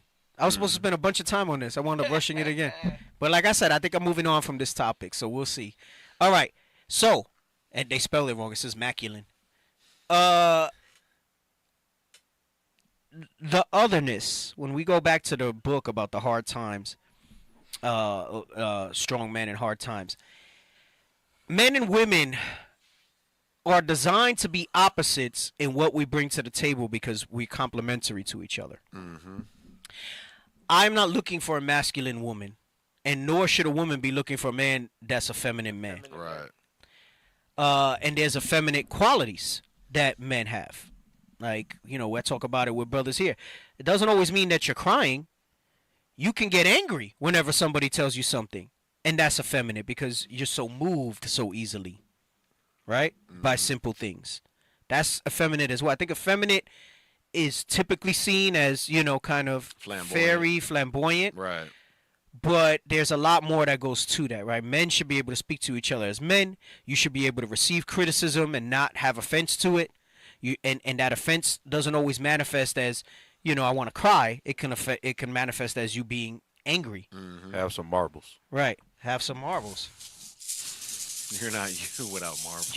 You without marbles. So let's read side by side, the masculine and feminine, so that we can look at this when we're looking at a partner. All right. Again, dealing with things that you're looking for rather than necessarily how they're treating you, because yes, that has some importance. But how they're treating you could make you feel so good that you forget everything else and you wind up in a bad spot. Right? Go ahead, come on. Masculine, strong, controlled, focused. You need to see how they are in that regard. Feminine, free-flowing, open, radiant. Right. There's a way that a woman rolls, right? That goes into a little bit the flamboyancy. You don't want to see that in a man. In a man, right? Come on. Masculine, powerful, centered, purpose-driven. Hey, and even in general, outside the context of what you're looking for in a spouse, I think brothers could focus on this masculine side a lot and see where you can shore up your masculinity. Let's save this for when we go into the man show, because I think we can double use this, right? So that you can see the type of the behavior. So powerful, centered, purpose driven. Come on. Feminine, wild, destructive, emotion. See that? Emotion driven. It didn't say sad, just emotion driven. We got a lot of them. That's why I go into the yellow makes me sad, the yellow Power Rangers, right? They think they're powerful, centered, and purpose driven, but they're actually wild, destructive, and emotionally driven, right? Come on. Masculine, loves a challenge, competition. Feminine, seeks and gives love, nurturing. So, see, that's what a man wants. Right. He wants the characteristics of a nurturer in a woman, right? Come on. Masculine, single task oriented, problem solver. Doesn't mean that he can't multitask, but this goes into that centered and purpose driven that a man is. When a man's focused on something, he's going to be very driven in that, right? And a man wants to solve problems. That's why when you're always questioning him, and I'm not saying like if he's detrimental, he about to make you homeless and stuff like that. You speak up. That's when counsel and everything else comes into play, all right? But, a man is driven by looking at a situation and being able to solve it. That's a masculine trait. Right. I mean, we got some males with us that don't do that, right? But go ahead, come on. Feminine, multitasker, diffused awareness. Why? Because she has to run the household, like we read in Proverbs 31. She needs to be able to move around and do this. The job of a woman is to multitask. She has to care for you, eventually the children, her job if it needs to be, whatever responsibility she got in the body, right? Herself. I was going to point out, too, by the man fulfilling that masculine, single-task-oriented problem solver, that's a hyper-focus. With her being a multitasker, multiple little tasks, she has a diffused awareness, but in their right roles, that diffused awareness is okay because the masculine traits of the man has the hyper-focus of awareness. Right, exactly. Come on, next. Masculine, wants freedom and release. Feminine, wants to fill up, gather, talk. Right, so what that means is he doesn't want you questioning his every move. And I don't mean if he's being suspicious and stuff like that. Right. Because we got a situation here, again, with this brother, and I'm learning situations now that, like, he was going to do, like, some weird stuff at odd times. And he's like, the wife's like, I didn't question him because, we're not supposed to question the men. Ruby? Yeah. It's warranted questioning, right? Is what I'm talking about, because then you got some of these sisters that's bugged out, right? But he's saying, wants freedom and release, meaning when he's feeling a certain way, like, give me some space, right? Let me think through. Right. And the women, right? They want to fill up, they gather, they want to talk, and they want to vent. Right. Women always want to vent, and that's fine, man. You got to understand that, just there's a time and a place for it, right? Come on. Masculine, makes big things small, forgets. Feminine, makes small things big, remembers. Right, women have the most uncanny memory for, like, the simplest stuff. Facts, and man, it'll be some trivial thing that they'll remember. So when it says he makes big things small, sometimes, man, maybe you know, maybe it's a big deal for you, and I didn't treat it with, you know, with the consideration that you would have liked to see. That you would have liked to see, you know. But I'm so quick to forgive that I'm gonna forget it and I'm gonna move on, like as if it's something to me. But women like to make small things big, and they remember all those things, right? Come on. Masculine needs admiration and appreciation. I mean, and women do too, but more specifically, this goes into that respect and appreciation. That's what really the admiration means. Well, that's the reverence that the Bible speaks of in Ephesians 5. Like I said, I'm rushing through it. I wanted to spend time on this. Go ahead, come her on. desire being to her husband, too. Yes, yes. Come on. Feminine needs reassurance and attention. Right. So, brothers, you know, we say you got to be able to understand, like, if you're going to get a wife, that possession, you got to spend some attention to it, right? Honor to the weaker vessel. Honor to the weaker vessel. And she needs reassurance. She wants to know she's doing a good job and all that stuff like that. And I'm not saying that these are all necessarily mutually exclusive, but for the most part, these are where they skew towards, right? Come on. Masculine wants to be needed and respected. Feminine wants trust, connection, praise. Right. Like, you know, a man wants to do the things that are manly. Like, you know, don't try to take his responsibilities away from him. Right. You got some women that try to roll in that regard, right? And it says a woman wants trust, connection, and praise, right? We get it, all right? Come on. Masculine, intimacy killer, being criticized, controlled, or shut out. Right. It's, you know, I'm not going to be able to rock with you if you're criticizing me, you're trying to control me, or you shut me out. Like, you know, what's wrong? Nothing. That's the part that bro, the biggest thing. You know there's something wrong, What's but you wrong? over there, Nothing. nothing. Go ahead, come on. Feminine, intimacy killer, feeling unseen, unsafe, or misunderstood. Right, so you want to keep the intimacy flowing, right? Make sure that you're aware of her, you're aware of what she does, you know, the contributions, even though they're required, right? She wants to see those things, right? She wants to feel safe. And that don't mean just I can protect her with my muscles, but don't be the brother that's gambling away money, making poor money decisions. You're always broke. You're always behind on bills. That sort of stuff. That's going to make her feel unsafe, right? Or misunderstood. And I get it, right? This goes back to them wanting to be able to connect, talk, vent, all that stuff like that, you know. And it goes with Wisdom of Solomon said, wisdom's an understanding spirit. So we moving in the right spirit anyway. Yep. I mean, we'll give off that impression. Yep, exactly. Anyway, I did it again. I went through it too fast. I had scriptures for a lot of this, and I couldn't do it. But like I said, I don't think I'm coming back to this, at least not anytime soon. We spent a lot of weeks on this. We got our dose. Yeah.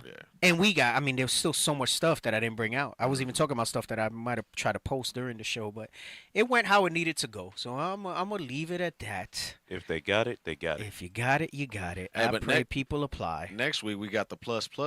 We got some new stuff that's going to... Those we got some... We'll see. We were talking about it. Right. I'm excited. So we'll see. We'll see how it's going to go. Anyway, y'all be safe out there. Stay in the spirit. All right. Check us out on Facebook on Saturdays. Is it Spanish this week? You guys did English last week, no? 11 a.m. Arizona time. All right. Lord's will be on next week. It's daylight savings, right? 7 a.m. Arizona time. So I know it'll be later in the East Coast. I think Sunday's like daylight savings. Everybody else changes. We're the only normal ones. Remember, they're gonna keep it as the same. I think this might be the last time they do it. I don't know if they dropped it. Oh, I don't know. I don't know what happened. I haven't kept up with it. Yeah, I'm disappointed that I didn't get to go in it the way I wanted to. But like I said, I feel like I'm done. Right. Yeah, I feel like I'm done. I think we good. Anyway, go with the socials that you see on the bottom there. All right, especially the YouTube. We're so close to our 15K. Where are we at? I haven't checked. 14.8 something. I don't know. We're at 14.9 now. 14.9. 14.9. Tell your mama and them. Man. So what? We're 100 away. 100 away. We're 100 likes away from 15,000 subscribers. 100 subscribers away from 15,000 subscribers on the Phoenix page. Less than 100. Less than 100. 68. Yeah. Oh, wait. Oh, you taking too long. 68. We close. Can you go over and like and subscribe to the IUIC Phoenix YouTube page? All right. So all we need is 68 people to subscribe, and we'll hit our 15K. All right. And guess when that happens? We'll be happy, and then we're moving on to 20. Yes, We're moving on to sir. 20. All right. Hey, all praise. Oh, someone said, when can we see you on a new moon class? I did one in December, I think. I did one in December. You know what it is? It's the time difference out here. So I can't really get my IT team here at the time that I would need to broadcast on the East Coast. So it's sparingly that I do like the new moon classes, just because of the time difference. I'd probably jump in more. We had a plan on that when we were like, "Yo, I remember you called us. Hey, can y'all be here? Can y'all come to this time?" Yeah. I had pushed it, and it was only a 2-hour difference, so I said 6, I think, and we had to be here. Yeah. Yeah, it was a little bit of a rush, and we made it work out that way. But you know. Yeah, that's why I don't really jump on the new moon classes like that. It's just a time difference thing here in Arizona. So Lords will 7th class soon. Oh, Evil is called. The show on Paramount Plus is Evil. That's if you're into that genre. I think it's cool. I'm not saying it's what is the genre? I'm not saying it's not riveting. It's like supernatural, whatever. That's the one I was telling you that this the scientist, the spiritual. I don't know. I know it might seem campy or whatever. I think it's thought provoking for me some things because they use like real world situations. So, but that's just me. Maybe you see it and it's just. I mean, I think it's interesting. It has good reviews. It's a popular show. So I think they got 2 or 3 seasons out. It has Luke Cage in it. Yeah, I saw him. I saw the cast. Yeah. I was looking at the cast. I forgot his name. He's the pastor. He's the priest. He's the priest. He's the priest. Yeah. Yep. All right. With that, we say shalom. Shalom.